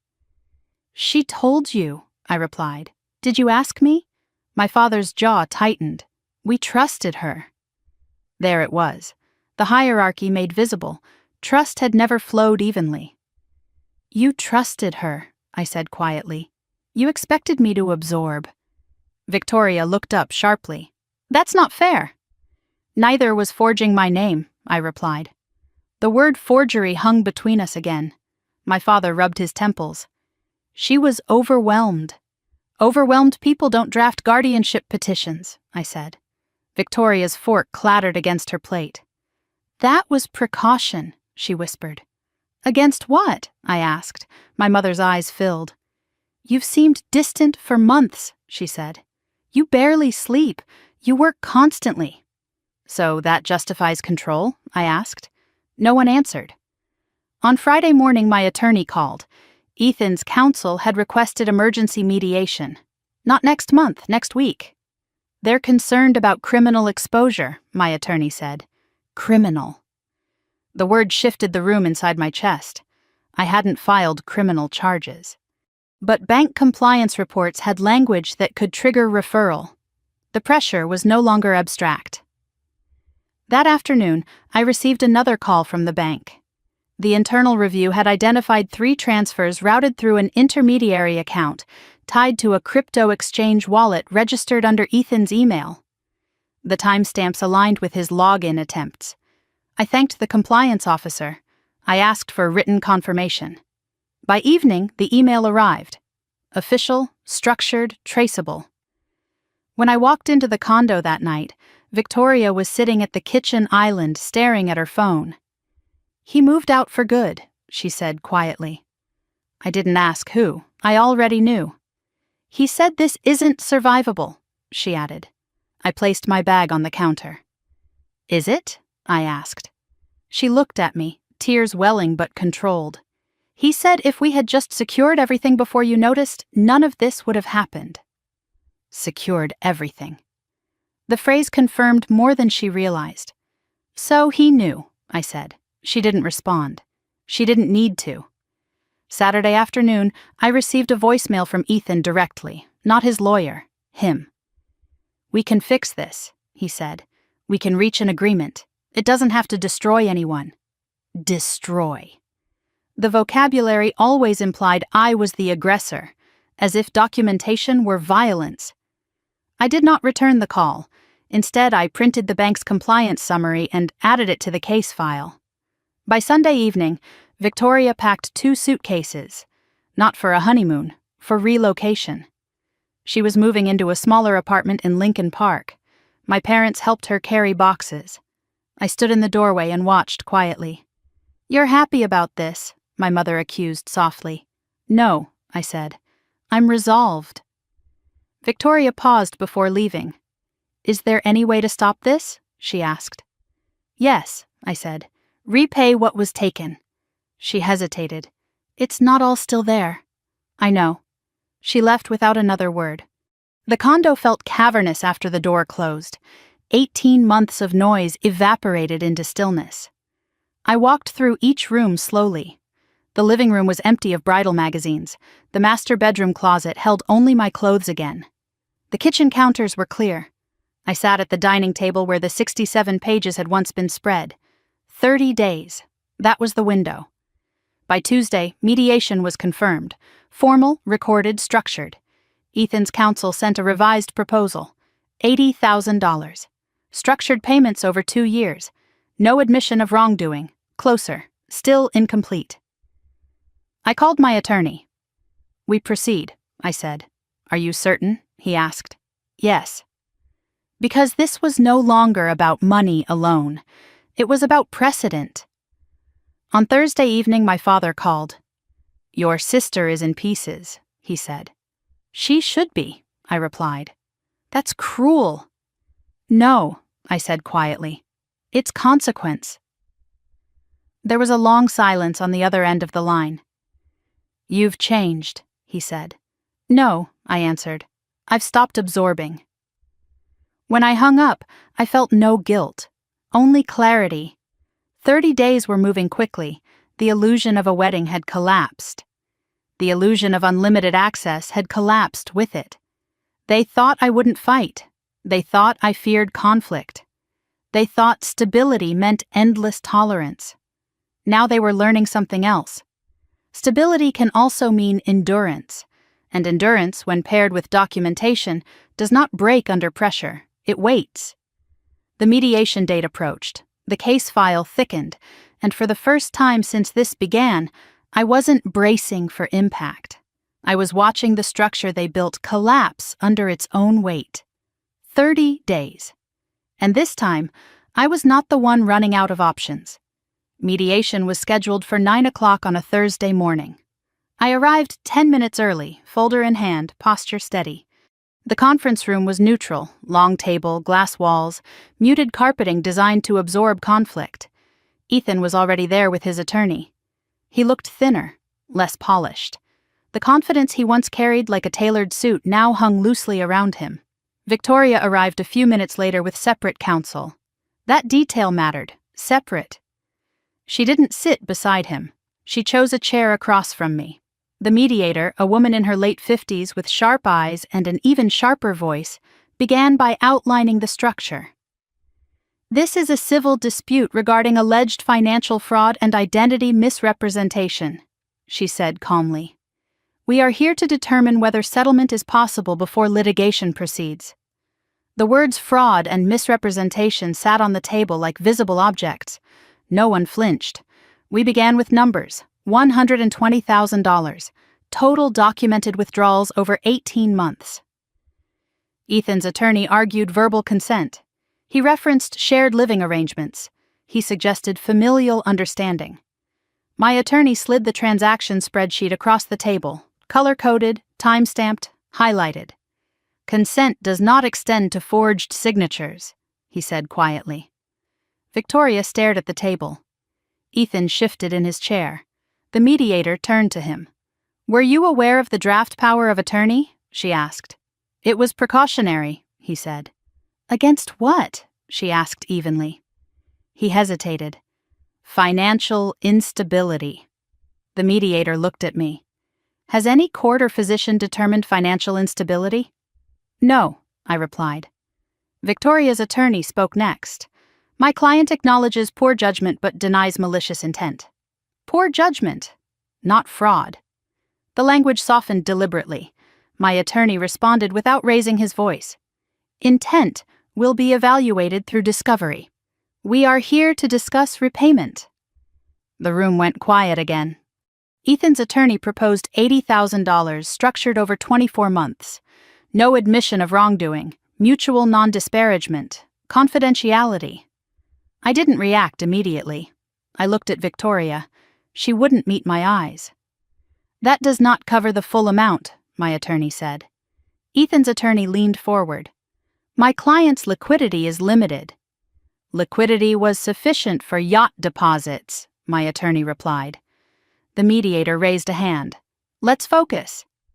We broke into separate caucuses. In my private room, my attorney closed the door and exhaled slowly. They are worried about criminal referral, he said. Bank compliance reports are serious. I nodded. I want full acknowledgement in writing, I said. Not emotional apology, legal acknowledgement. He studied me. You're certain you want the record? Yes. This was not about vengeance. It was about permanence. In the other room, voices rose faintly. I recognized Ethan's tone. Defensive, tight. An hour later, we reconvened. Ethan avoided looking at Victoria. The mediator spoke carefully. There appears to be internal disagreement regarding strategy. Internal disagreement. That was an understatement.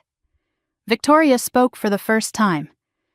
I didn't think it would go this far, she said quietly. It went far when you signed it, I replied. The mediator redirected. Are you prepared to acknowledge unauthorized access to funds? Ethan's attorney stiffened. My client does not concede fraud. Victoria's attorney looked at her. She swallowed. I authorized transactions beyond agreed limits, she said slowly. I signed documents without Isabella's consent. The air shifted. Ethan looked at her sharply. You're throwing me under the bus? He snapped. I'm telling the truth, she said. That was the first time she had used that phrase. Truth. The mediator leaned forward. Is there a path to structured repayment with acknowledgement of unauthorized access? Silence stretched. Finally, Ethan's attorney spoke. My client will consider structured restitution without admission of criminal liability. Not criminal, but restitution. The language had shifted again. The mediator drafted a framework, full repayment, structured over 3 years, automatic monthly transfers, written acknowledgement of unauthorized financial use, no confidentiality clause preventing factual disclosure. The acknowledgement mattered most. Ethan's face hardened. This will follow me, he said. Yes, I replied quietly, because actions do. Victoria's eyes filled with tears. I was scared, she whispered. Of what? I asked. Of not having enough, she said. Enough status, enough security, enough admiration. Fear had driven her, but fear does not erase consequence. After 5 hours, the outline was drafted, not signed yet, but real. As we stood to leave, Ethan spoke directly to me for the first time that day. "You could have handled this privately," he said. I met his gaze. "You could have asked." He didn't respond. Victoria lingered as the others exited. "I never thought you'd choose court," she said softly. "I never thought you'd choose control," I answered. She looked at me differently then, not as the stable one, not as the financial safety net, but as an equal. The mediator scheduled final review for the following week. If signed, litigation would pause pending compliance. If not, discovery would proceed. On the drive home, Chicago traffic crawled under a gray sky. I didn't feel triumphant. I felt grounded. The condo greeted me with silence. No wedding magazines, no vendor calls, no champagne glasses left on the counter. I walked into the master bedroom and opened the closet. Only my clothes remained. I ran my fingers along the hangers slowly. Control did not feel explosive, it felt steady. Later that evening, my father called. "Victoria says you're negotiating," he said cautiously. "Yes." "Are you willing to let this end?" "It will end when it's repaid." He sighed. "You've become very hard." "No," I said. "I've become clear." He didn't argue. For the first time in months, he didn't defend her. That night, I reviewed the mediation outline again. Full amount. Structured. Acknowledgement. The case number still existed. The complaint still stood. Nothing had been erased. But the trajectory had changed. They thought I wouldn't fight. They thought I feared conflict. They thought stability meant silence. Now they were learning something else. Stability can mean endurance. And endurance, when paired with evidence, reshapes power quietly. The final documents would be drafted within days. And this time, no one would be signing anything in my name without consent. The narrative had shifted. Not because I shouted louder, but because I documented better. And documentation, once formalized, does not disappear. It becomes record. That was what they feared now, not my anger, my record. The storage unit disclosure came through on a rainy Tuesday afternoon. My attorney forwarded the email with a single line. They responded. Attached was a scanned inventory list from Harbor Lock Storage. Unit registered under Ethan Blake. Access logs included dates and times that matched several large withdrawals from my account. I opened the attachment slowly. Box 1, financial summaries. Box 2, draft legal documents. Box 3, digital backup drives. Box 4, printed email correspondence. My name appeared repeatedly in the item descriptions. Not casually, organized, categorized, prepared. I felt something cold settle in my chest. This was not chaotic behavior. It was structured. I called my attorney immediately. "They kept physical copies," I said. "Yes," he replied. "That strengthens intent." Intent! The word had hovered abstractly until now. Now it had weight. Later that day, we received scanned images of several of the documents stored in the unit.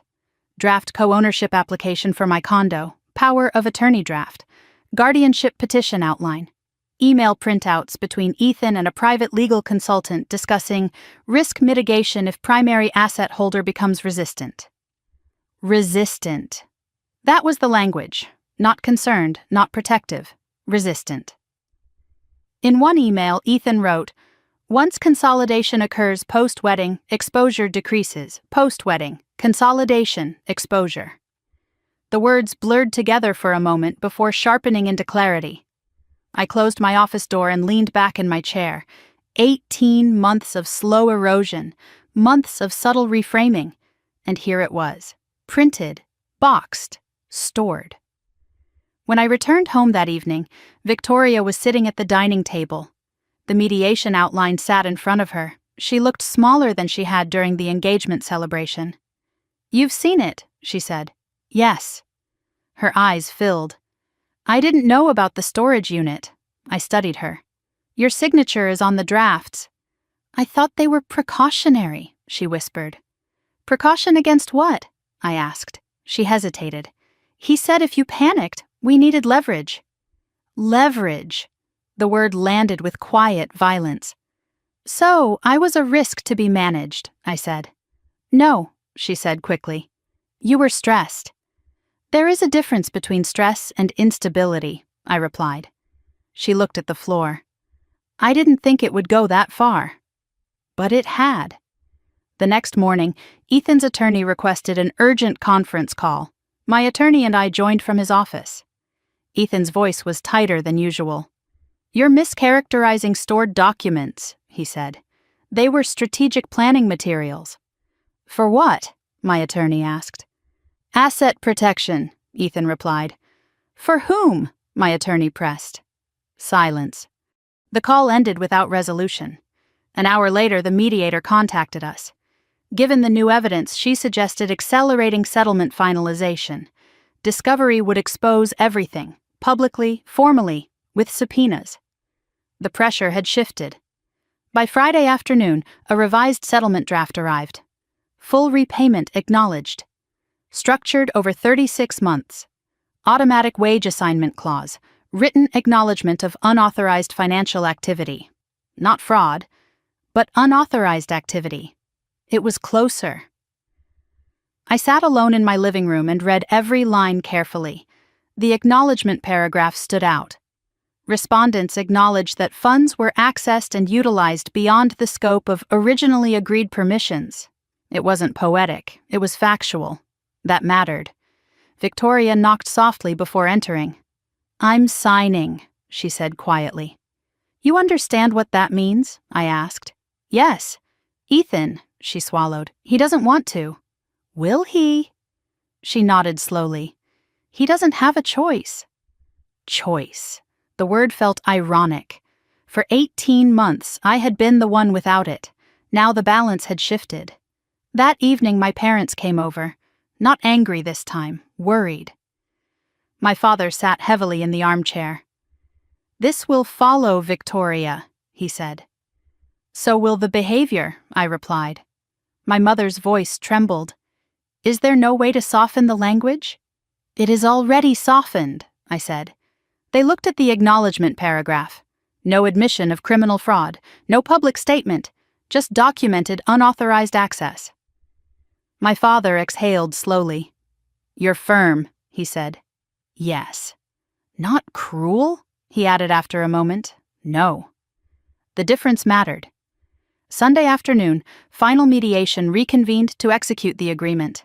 The room felt smaller than before, less combative, more resigned. Ethan signed last. His signature looked hurried. Victoria signed slowly, deliberately. When the final page was notarized, the mediator closed the folder. This resolves the civil dispute pending compliance, she said.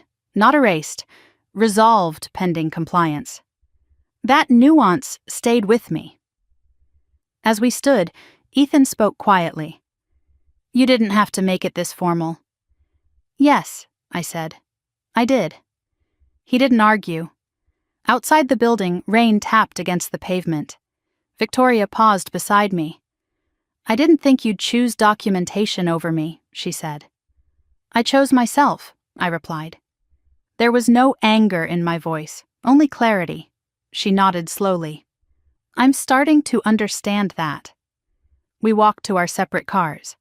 When I arrived home, the condo felt different. Not heavy, not tense, transitional. The master bedroom no longer felt occupied by ghosts of bridal planning.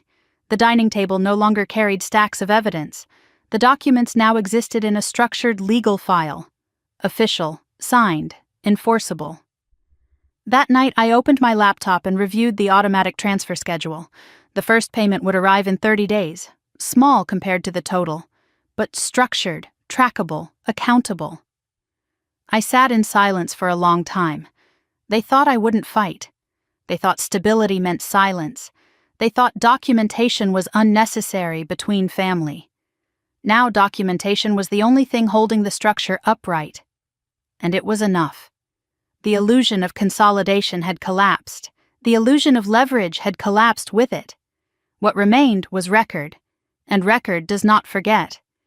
As I turned off the lights and walked toward the bedroom, I felt something I hadn't felt in months. Not triumph, not vindication, control, quiet, complete. And this time, it wasn't being drafted in someone else's storage unit. It was filed under my name, exactly where it belonged. 2 weeks after the settlement was signed, my parents asked me to come to dinner again. "Just us," my mother said on the phone. "No lawyers. No documents." I almost declined, but avoidance had never been my strategy. Their house in Naperville looked the same as it always had. White siding, trimmed hedges. The porch light flickering slightly the way it had since I was in high school. Some things don't change. Others collapse quietly inside. When I walked in, the air felt heavier than the last time. No printed court filings this time. No raised voices. Just silence waiting to be filled. My father gestured toward the dining table. "Sit," he said. I did. Victoria was already there, not glowing, not triumphant, just present. My mother placed salad bowls on the table without meeting my eyes. We began eating before anyone spoke. Finally, my father cleared his throat. "This has gone further than it ever should have," he said. "It went exactly as far as it was taken," I replied. He looked at me carefully. "You filed a lawsuit against your sister." "Yes." "You involved banks." "Yes." "You forced mediation." "Yes." Each answer landed cleanly. No hesitation, no apology. My mother's voice trembled slightly. "Victoria has been under so much pressure." "From what?" I asked. "The wedding, expectations, Ethan's instability." "None of that justifies forged signatures," I said calmly. Victoria's fork paused mid-air. "I signed it," she said quietly. My father looked at her sharply. "You don't have to keep saying that." "I do," she replied. Silence stretched. This was new. Accountability spoken without prompting. My mother wiped her hands on a napkin. "You've always been stronger," she said, looking at me. The word felt familiar. Stronger, meaning I could handle more. Meaning I could absorb more. Meaning I should have. "I am not stronger," I said. "I just stopped tolerating." My father leaned back in his chair.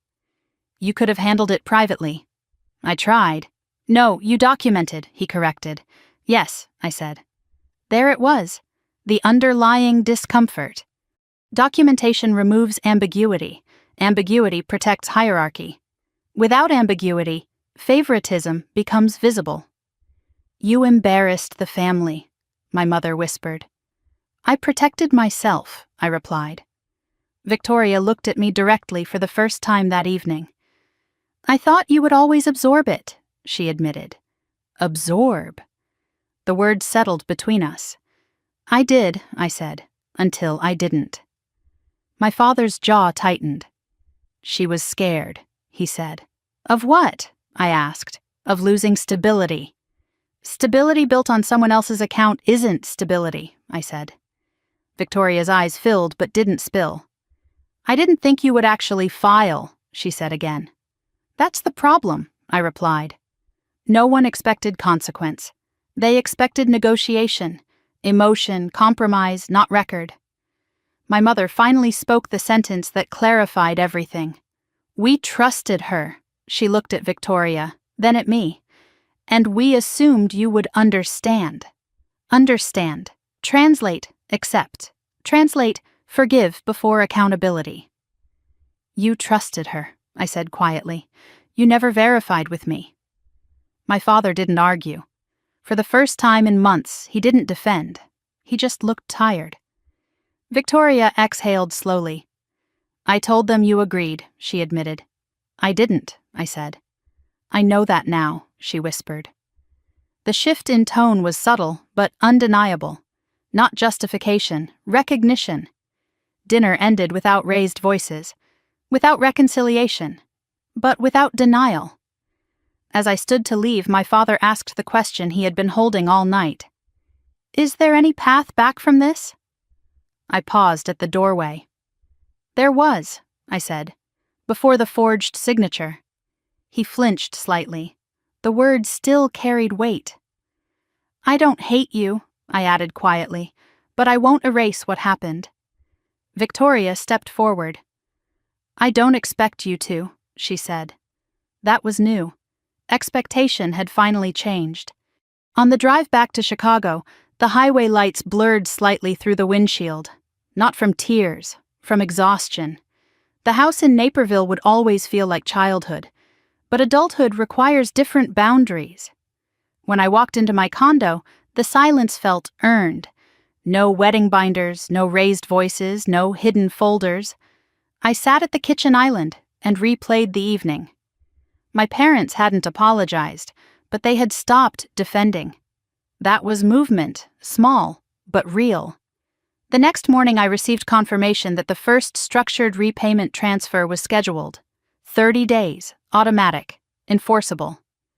I stared at the notification for a long moment. Not because of the amount, because of the shift.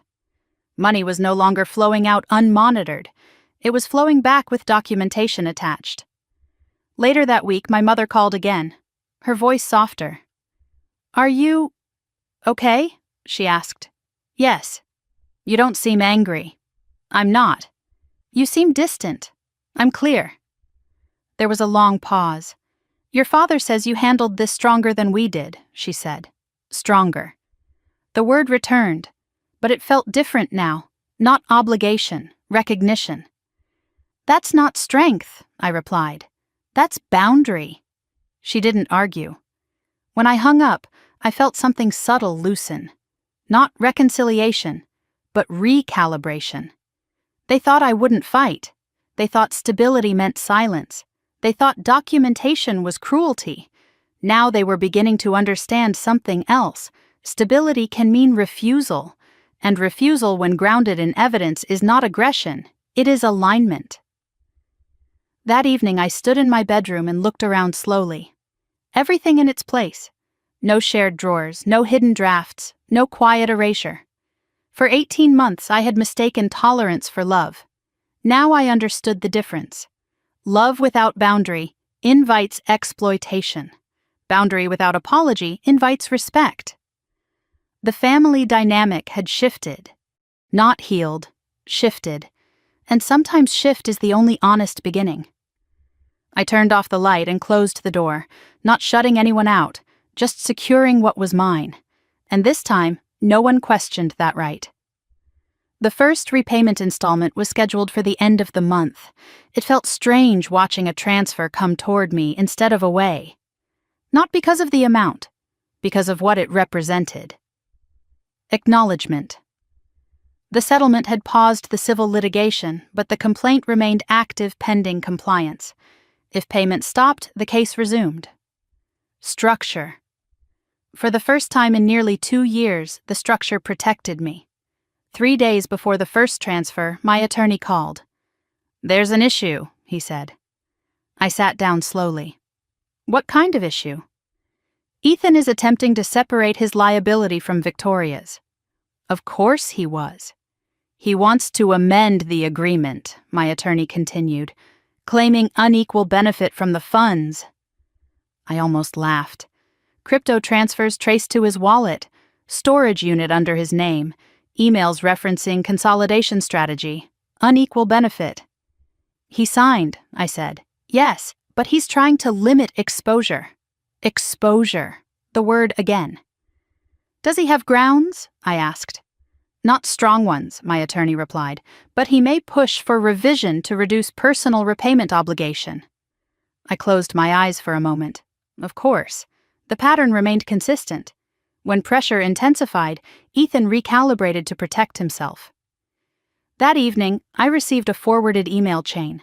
Ethan's counsel had formally requested modification of the repayment structure. They claimed Victoria authorized most expenditures. They attempted to shift primary responsibility onto her. I read the email twice. Then I opened the compliance report again. Crypto wallet linkage, device login timestamps, his email address tied to third-party routing, his notes referencing post-wedding consolidation. The evidence was not ambiguous. The next morning, Victoria called. "I just got the amendment notice," she said quietly. "He's shifting liability," I replied. "I know." Her voice sounded thinner than usual. "He said he didn't know how much was taken." "That's not true." Silence. I didn't realize he was moving funds into his own wallets, she admitted.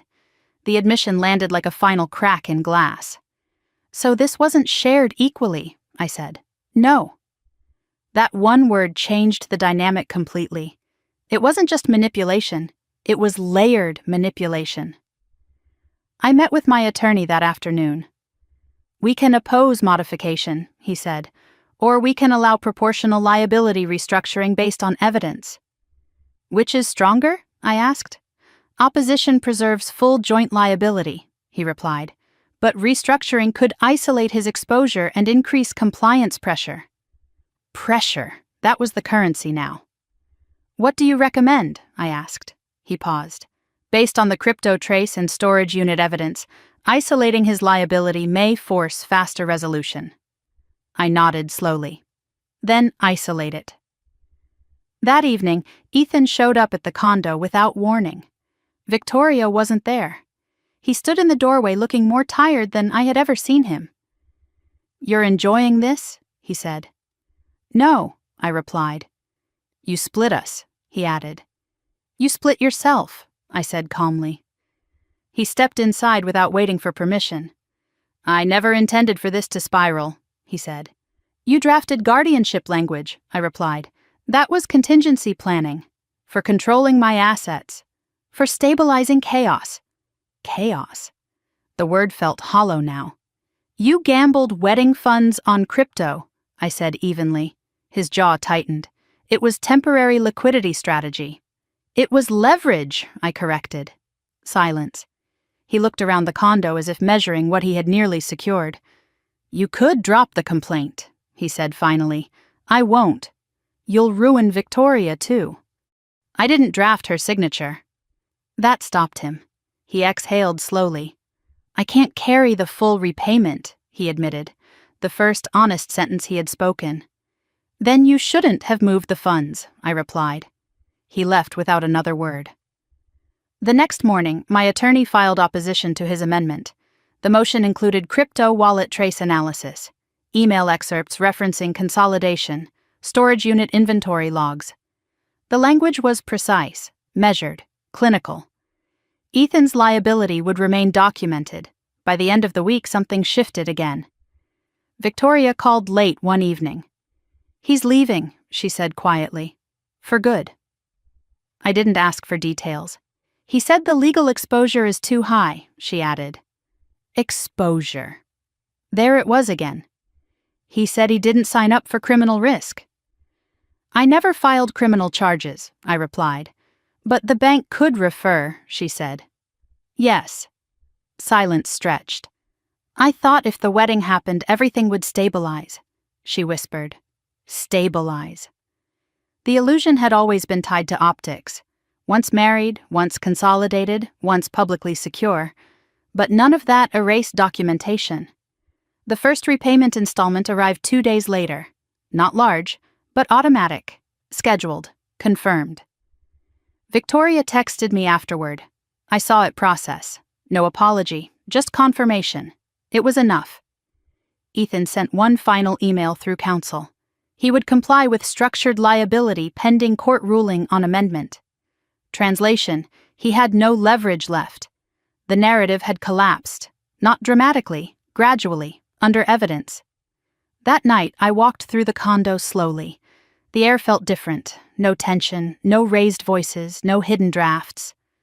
Victoria had moved into a smaller apartment in Lincoln Park. Ethan was gone entirely. The wedding date passed quietly without ceremony.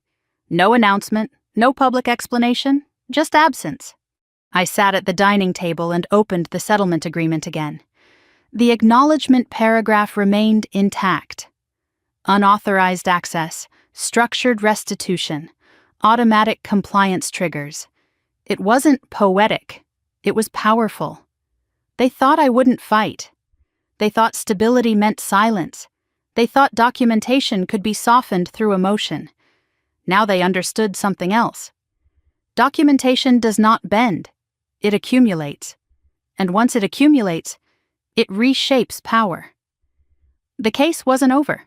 Payments would continue for years. But the illusion of consolidation had ended. The illusion of leverage had ended with it. What remained was record. And record, once formalized, does not disappear. It endures. That was the real shift.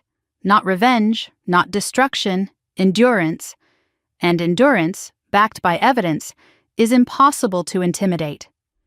For the first time in months, I slept without checking my phone for transfer alerts. Because now, if a transfer occurred, it would be coming back, and this time it would be on my terms. 6 months passed faster than I expected, not because things were easy, because they were structured. The automatic repayments arrived on schedule, not large enough to erase what happened, but steady enough to confirm compliance. The condo felt different without constant tension humming beneath every conversation. I rearranged the living room furniture the first weekend Victoria officially moved out. Not dramatically, just enough to reclaim the space. The master bedroom closet was entirely mine again. No bridal gowns, no silk garment bags, just clean lines and quiet. Work stabilized, too. I accepted a promotion to senior risk consultant. The irony didn't escape me. Risk assessment had never felt more personal. One afternoon, I received a message from the bank's compliance officer. The internal review was complete. 3 transactions remained under regulatory monitoring. No criminal referral had been initiated. For now. The phrase lingered. For now. That meant exposure still existed. Documentation remained archived. Permanent. That mattered. Victoria called occasionally. Short conversations. Surface level. How are you? Fine. Work good? Yes. We avoided discussing the case. Avoided discussing Ethan. Avoided discussing the wedding date that had quietly passed without ceremony. One evening she asked if she could stop by. I hesitated briefly, then said yes. She arrived without the polished confidence she once carried. No designer handbag, no elaborate makeup, just jeans and a sweater. She looked tired. Smaller. We sat at the kitchen island where so many confrontations had unfolded months earlier. I moved into a 1-bedroom, she said quietly. In Lincoln Park. That's good, I replied. She nodded. It's different. Different meant modest.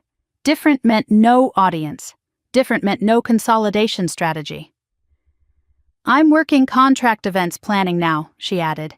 The irony was subtle but undeniable. Weddings for other people. No comment felt appropriate, so I didn't make one. After a moment, she looked at me directly. I didn't realize how much of it he controlled, she said. How much of what? I asked. The narrative, the money, the planning. I didn't interrupt. He told me once we were legally merged, everything would stabilize. Merged, stabilize. The vocabulary had always been transactional. You believed him, I said. Yes. And now, she exhaled slowly, now I'm rebuilding. The word felt honest.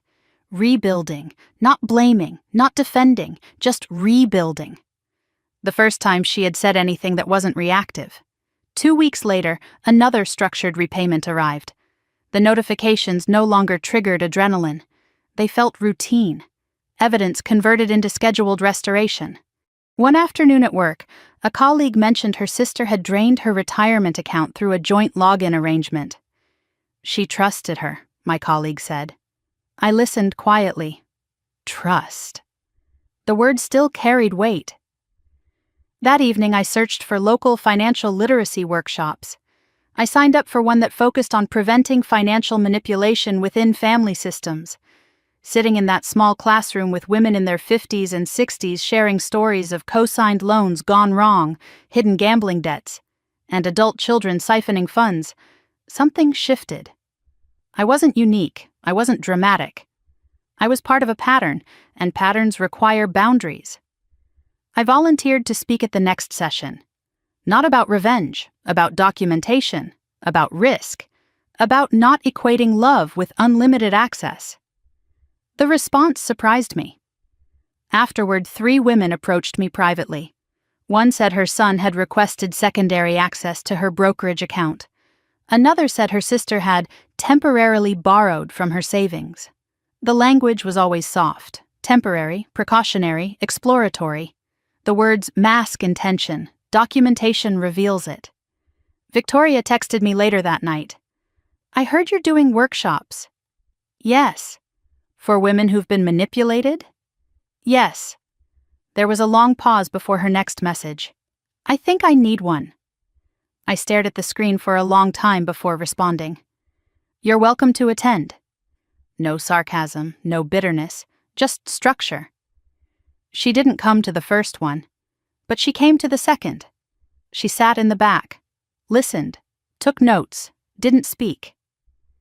Afterward, she approached me quietly. "I didn't realize how textbook it was," she said. "What was?" I asked. "Isolating the primary asset holder, framing them as unstable, expanding access incrementally." She had recognized the pattern. Recognition is the first form of accountability. The third month of repayments passed without incident. Then the fourth. Ethan had not contacted me directly since the amendment motion was denied.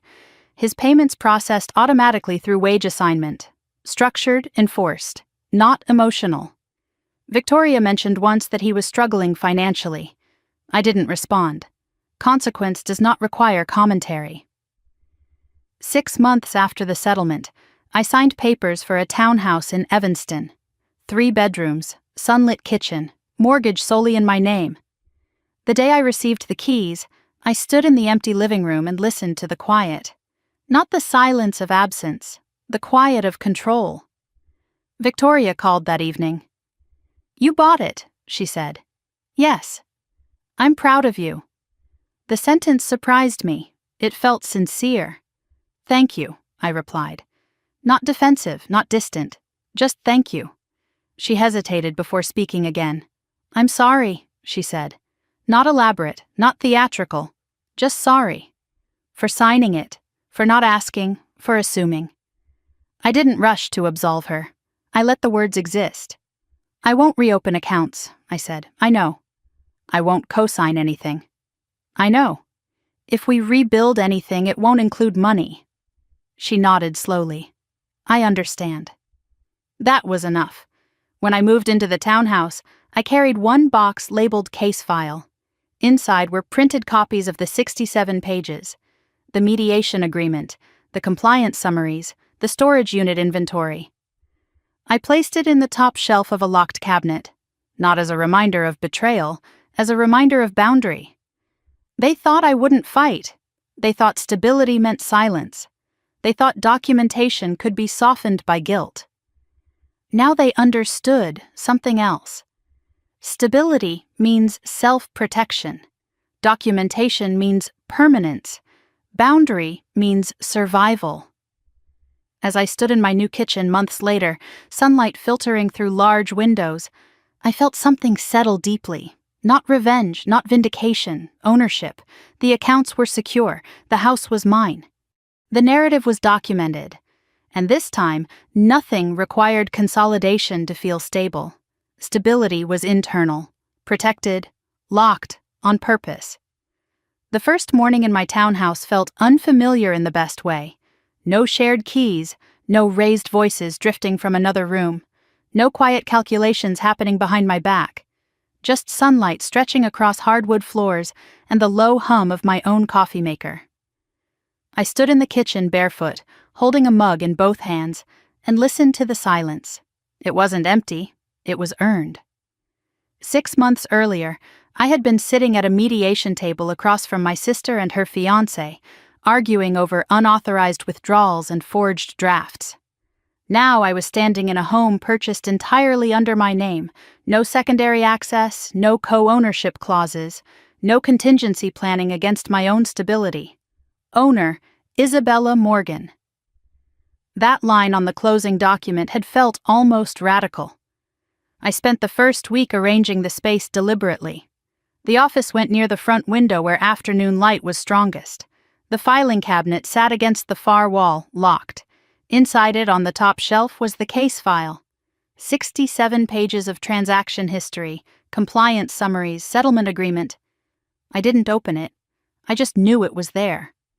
Victoria had not visited yet. We spoke occasionally by phone, short conversations, measured. She asked about the house once. "How does it feel?" she said. "Stable," I answered. There was a pause. "I'm glad," she said quietly.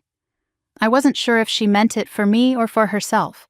The repayment installments continued automatically, small notifications that no longer carried emotional charge. They arrived, they processed, they archived. Structure had replaced chaos. One evening, as I unpacked the last box in my office, my phone buzzed. Victoria. "I'm outside," she said. I hadn't told her my exact address, but I had mentioned the street.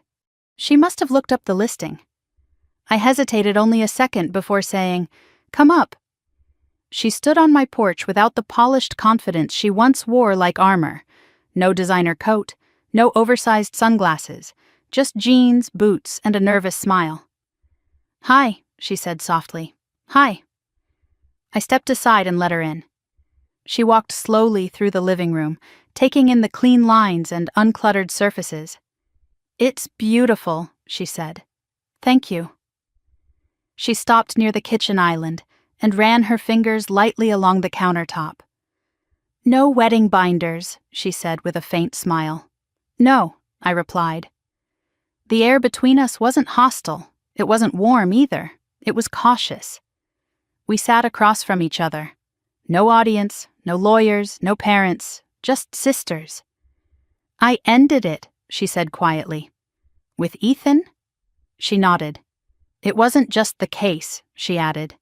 "It was everything." I didn't ask her to elaborate. She did anyway. "He admitted he moved more money than he told me," she said. "He said once we were married, it wouldn't matter." Wouldn't matter.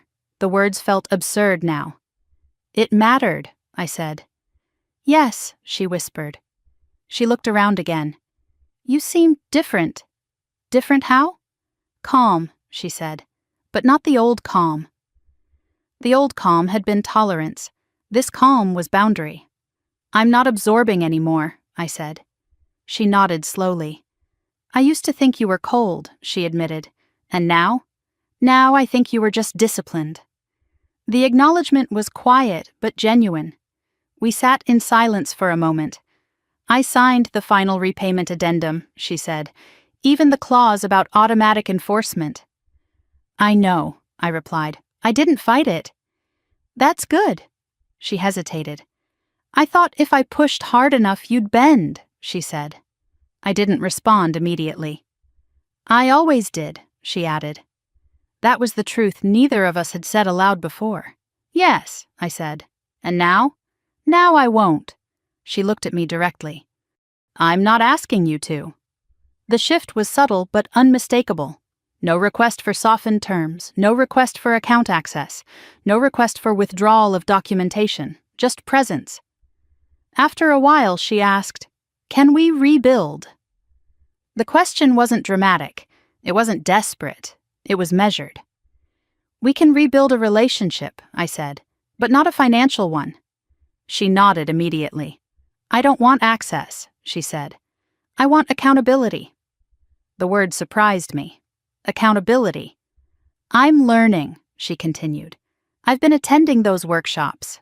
I raised an eyebrow. "Not as a speaker," she added quickly. "As a listener." "That's good." She gave a small, almost embarrassed smile. "It's humbling." "Yes," I said. Humility had been missing for a long time. She looked around the room again. "You bought this alone," she said. "Yes." "No co-signers." "No." "No shared access." "No." She nodded slowly. "That used to intimidate me," she said. "Why?" "Because it meant you didn't need anyone." I considered that. "I don't need control," I said.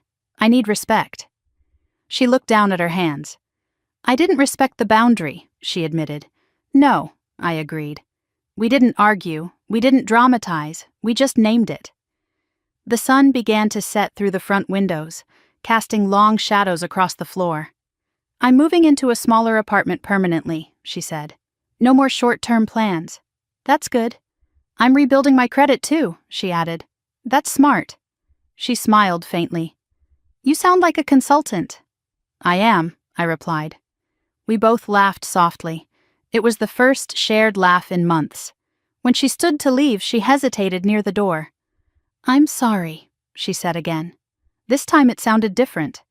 Not like a plea, like a recognition. "I know," I said. She stepped onto the porch and turned back. "You didn't ruin my wedding," she said. "No," I replied. "I did." She didn't wait for reassurance. She didn't ask for absolution. She just nodded and walked down the steps. I closed the door gently and leaned back against it. The house was quiet again. But it wasn't tense. It wasn't fragile. It was steady. I walked to the office and opened the filing cabinet. I looked at the labeled box on the top shelf. Case file. I didn't open it. I just touched the edge of the cardboard. Not to relive it, to remember what boundaries cost and what they protect. They thought I wouldn't fight. They thought stability meant silence. They thought documentation was cruelty. Now they understood something else. Documentation is protection, boundary is self-respect, and independence is not abandonment. It is clarity. I closed the cabinet and locked it. Then I walked back into the kitchen and poured another cup of coffee. The townhouse didn't feel like a fortress. It felt like a foundation. And for the first time in a long time, I wasn't waiting for the next crisis. I was living inside the quiet I had chosen. The first time Victoria came to one of my workshops, she sat in the back row and didn't speak. She arrived early and chose the chair closest to the wall, as if she wanted the option to leave quickly if it became too uncomfortable. I noticed her the moment she walked in, but I didn't acknowledge it. The session was held in a small community center room in Evanston.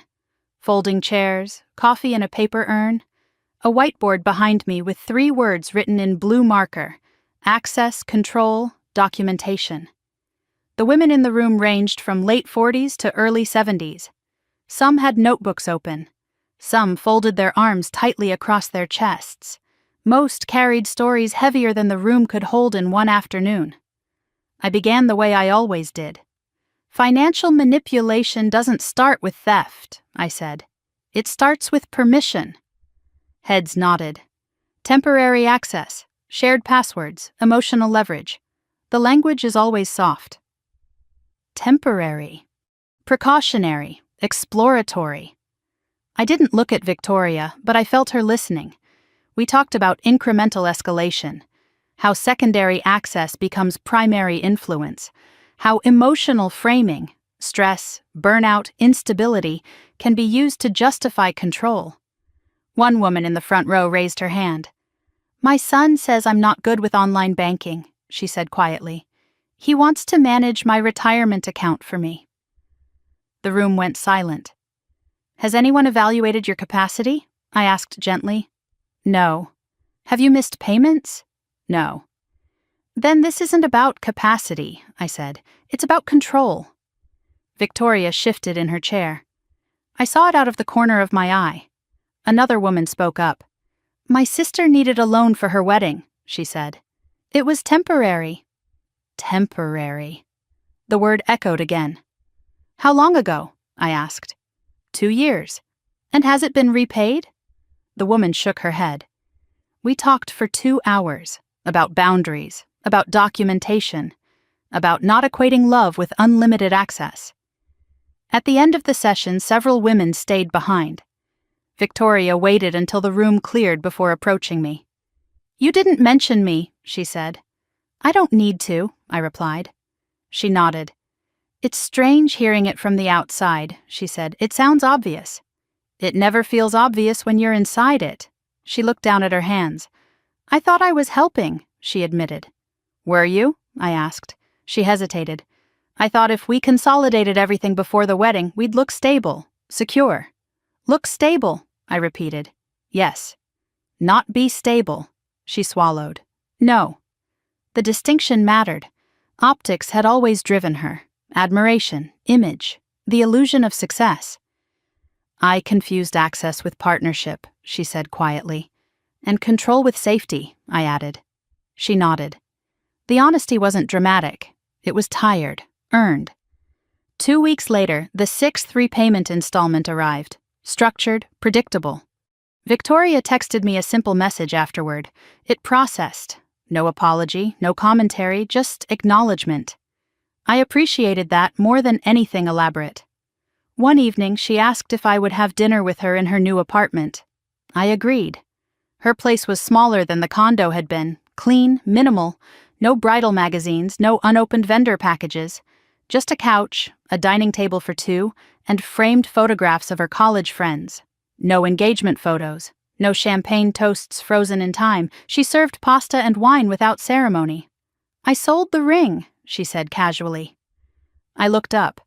"Used it to pay down part of the settlement." "That was smart," I said. She laughed softly. "You would say that." "Yes." We ate in silence for a few minutes. "I keep replaying the storage unit," she said finally. "What about it?" "How organized it was." "It was strategic," I said. She winced slightly. "He told me once that risk is easier to manage when you isolate the variable," she said. "And you were the variable?" I asked. She nodded. "I thought if I convinced you to share everything, it would remove the risk." "The risk was never me," I said. "I know that now." The difference between knowing and admitting had once been miles wide. Now it was shrinking. After dinner, she walked me to the door. "I don't expect us to go back to how we were," she said. "We won't," I replied. "Is that bad?" "No." She looked confused. "It's honest." Honesty had replaced illusion. That was progress. Later that month, I received an email from one of the workshop attendees. She had confronted her daughter about shared credit card access, removed it, set boundaries. "I feel guilty," she wrote, "but also relieved." Relief and guilt often travel together, I responded carefully. Guilt fades when safety stabilizes. The words felt true, not theoretical. Victoria attended the next workshop too. This time she spoke.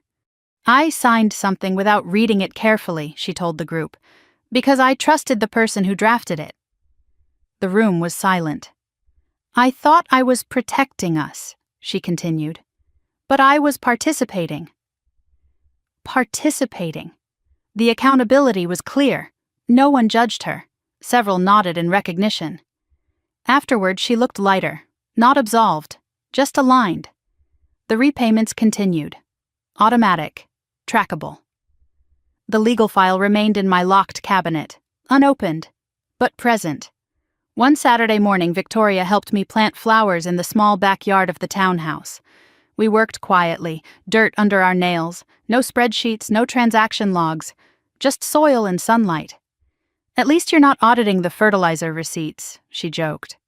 I smiled. "Not yet." We both laughed. It wasn't the laughter of avoidance. It was the laughter of distance from crisis. When she left that afternoon, she paused at the gate. "Thank you for not cutting me off completely," she said. "I didn't cut you off," I replied. "I cut off access." She nodded slowly. "I see the difference now." That was the real shift. Not forgiveness, understanding. They thought I wouldn't fight. They thought stability meant silence. They thought documentation was cruelty. Now they understood something else. Documentation is protection. Boundary is not punishment. And family without access can still exist. That night, I sat alone in my living room, lights dim, city quiet beyond the windows. The case file remained untouched in the cabinet. The repayment schedule continued. Victoria was rebuilding her life without illusion. And I was living mine without fear. The accounts were locked. The doors were locked. But the relationships were not. They were simply defined. And definition, I had learned, is what keeps love from turning into leverage. I turned off the lights and walked upstairs. For the first time in a long time, nothing felt precarious. It felt steady, chosen, protected, and finally, honest. The repayment schedule marked the months more clearly than any calendar ever had. Month 7, Month 8, Month 9. Each transfer arrived on the same day, at nearly the same minute, as if structure itself were keeping time for us. The notifications no longer made my pulse spike. They felt routine, Predictable. Accountability converted into automation. One evening, as I was reviewing quarterly reports at my desk, an email from my attorney appeared. Subject line: Compliance Update. I opened it slowly. Ethan had attempted once more to modify his personal liability through a separate petition. The court denied it. Joint responsibility remained intact. I read the attached order carefully. Clear language. No ambiguity. Obligation remains binding.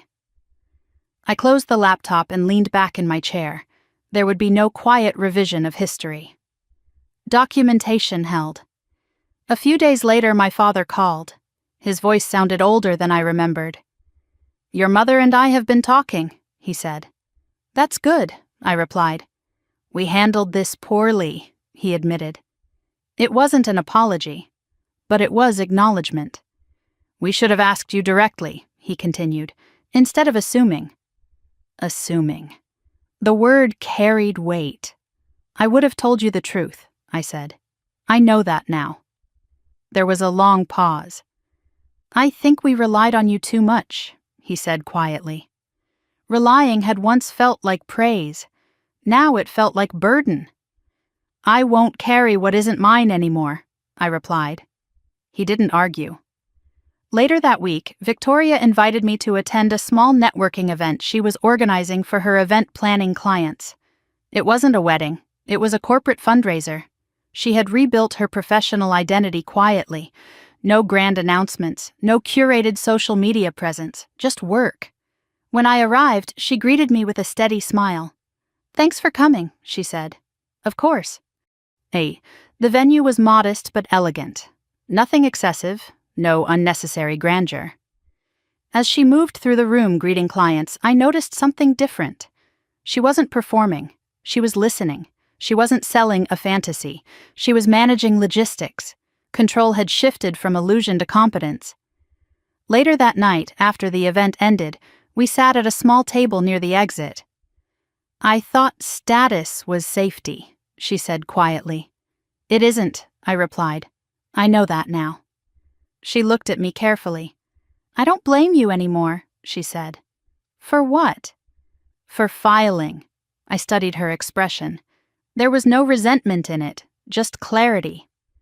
"I don't blame you for locking the accounts," she added. I nodded once. That mattered. The repayment notification for month 10 arrived the following morning. Automatic. Clean. Logged. I archived it without comment. That afternoon I received an email from one of the women who had attended my workshops months earlier. She wrote that she had restructured her estate plan, removed secondary account access from her nephew, and updated her power of attorney documentation. "I didn't realize how vulnerable I was," she wrote. Vulnerable. The word echoed. Vulnerability without awareness invites exploitation. Vulnerability with documentation invites protection. I responded with encouragement and closed my laptop. That evening, I walked through my townhouse slowly. The space felt lived in now. Bookshelves filled, plants thriving near the windows. The office organized. No lingering sense of disruption, just continuity. Victoria stopped by unannounced a few days later. Not frantic, not emotional, just casual. "I wanted to show you something," she said. She handed me a printed statement. Her credit score report. Improved. Incrementally. "I'm rebuilding," she said. "I see that," I replied. "I didn't realize how much of my life was built on someone else's stability," she added. The sentence was quiet but honest. "I won't build like that again." "Good," I said. She looked around the house again. "You look peaceful," she said. "I am." She smiled faintly. "You don't seem angry anymore." "I'm not." That surprised her. "I thought you'd always resent me," she admitted. "I resented the behavior," I said. "Not you." The distinction was important. She nodded slowly. "I'm still paying," she said. "I know." "And I will." "I know." There was no tension in the exchange, just structure. That night, I opened the locked cabinet in my office.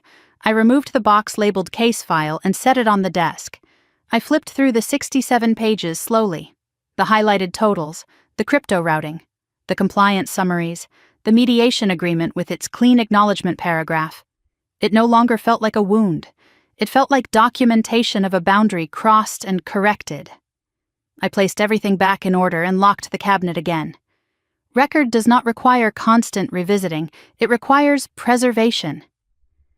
The next morning, my mother called. "We're hosting Thanksgiving," she said cautiously. "We'd like you to come." I hesitated only briefly. "I'll be there." It would be the first major holiday since the wedding had collapsed. No fiancé, no bridal planning, no curated narrative, just family. That evening, Victoria texted me. "I'm nervous about Thanksgiving." "Why?" "Because it's different now." "Yes," I replied. "Is different bad?" "No." Different meant honest. Thanksgiving arrived with crisp air and subdued conversation. No one mentioned the lawsuit, no one referenced the wedding. But something fundamental had shifted. My parents asked my opinion before assuming it. Victoria didn't defer or dominate. She participated. At one point, my father raised his glass slightly. "To new beginnings," he said. It wasn't dramatic, it wasn't ceremonial, it was enough. Later that night, as I drove back to Evanston, I realized something quietly profound. The family had not shattered. It had recalibrated, not perfectly, not romantically, but realistically. They thought I wouldn't fight. They thought stability meant silence. They thought documentation was betrayal. Now they understood something else. Documentation was preservation, boundary was alignment, and independence was not abandonment. It was responsibility. When I pulled into my driveway and stepped inside my townhouse, the quiet felt earned. Not because there was no conflict in the world, but because the conflict had been faced, documented, corrected. The repayment schedule would continue. The case file would remain locked. Victoria would keep rebuilding, and I would keep living without apology. I turned off the lights and walked upstairs. For the first time in a long time, nothing felt unresolved. It felt structured, defined, and entirely mine. The morning the 12th repayment cleared, I didn't check my phone right away. I was standing in my kitchen, sunlight pouring across the counter, coffee steaming in my hand, when the notification finally buzzed. For a moment, I just let it sit there. Not because I was afraid, because I no longer needed to react. When I did open it, the amount processed cleanly, on time, automated, no pleading messages attached, no dramatic texts. Just structure doing what structure is designed to do. I set the phone down and looked around my townhouse slowly. The hardwood floors, the framed abstract painting above the couch, the small herb garden thriving near the back window. Everything in this space existed because I had chosen it, not because someone needed access to it, not because someone needed to consolidate it, but because it was mine. 6 months ago, I had stood in a mediation room listening to my sister admit she signed documents she didn't fully understand. A year ago, I had stood in my own condo holding 67 pages of transaction records while my family accused me of overreacting. 18 months ago, I said yes because I thought helping meant proving love. Now I understand something different. Helping without boundary is not love. It's surrender. I walked into my office and unlocked the cabinet. The case file still sat on the top shelf. I took it down carefully and opened it for the first time in weeks. The highlighted numbers, the crypto routing logs, the acknowledgement paragraph in the settlement agreement. Respondents acknowledged that funds were accessed and utilized beyond agreed permissions. It wasn't dramatic language. It didn't need to be. It was permanent. I closed the file and placed it back in the cabinet. Then I changed the lock code, not because I expected anyone to break in. Because I could.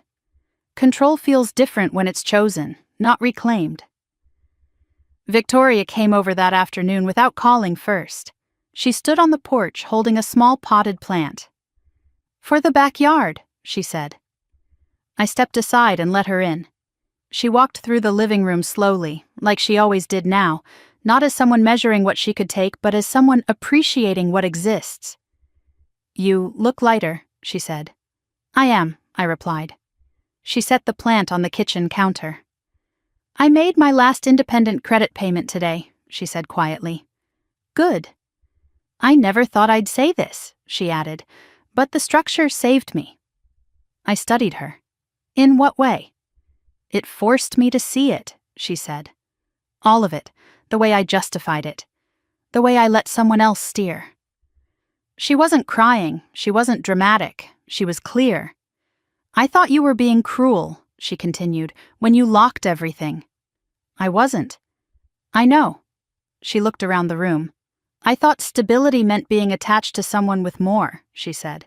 Now I think it means being accountable for what's yours. That's closer, I replied. She smiled faintly. I don't need access, she said again. I just need honesty. And you have that, I said. When she left, the house felt exactly as it had before she arrived. Not shaken, not tense, just steady. Later that evening, I walked into the backyard and planted the small pot near the fence. The soil was cool, the air was quiet. I pressed the earth down firmly around the roots and stood up slowly. I thought about the day I locked all my accounts. How extreme it had felt. How final. How terrifying it seemed to choose documentation over emotional harmony. But harmony built on silence isn't harmony. It's imbalance waiting to collapse. They thought I wouldn't fight. They thought stability meant silence. They thought that because I was disciplined, I would also be compliant. They confused calm with weakness. They confused love with access. They confused family with entitlement. What I learned at 32 is simpler than any court filing. Family is not unlimited access. Love is not financial permission. Trust requires boundaries. And independence is not cruelty. It is clarity. When I walk through my house now, I don't feel like I reclaimed something stolen. I feel like I defined something that had never been properly defined before. My accounts are secure. My home is in my name alone. My relationship with my sister exists without shared passwords or hidden drafts. The case file remains locked, not because I'm waiting to use it, but because I respect what it represents: evidence, consequence, growth. If you've ever felt pressured to sacrifice your stability for someone else's comfort, I want you to think about this for a moment. What would you have done the day the transfers crossed the line? Would you have locked the account sooner? Would you have confronted them privately? Would you have walked away entirely? Tell me. Because these conversations matter more than we admit. They matter for daughters who are called selfish for protecting their savings, for sisters told they're cold for setting limits, for mothers who feel guilty for removing access from adult children. If this story resonates with you, stay with me. There are more conversations to have, more truths to unpack, more stories about family, manipulation, boundaries, and the quiet kind of revenge that doesn't destroy. It restores. Subscribe if you believe protecting your peace is not betrayal. Comment if you've ever had to change the password on something bigger than a bank account, because sometimes the most powerful thing a woman can say is not yes, it's enough, and sometimes locking the account is the moment she finally unlocks her life.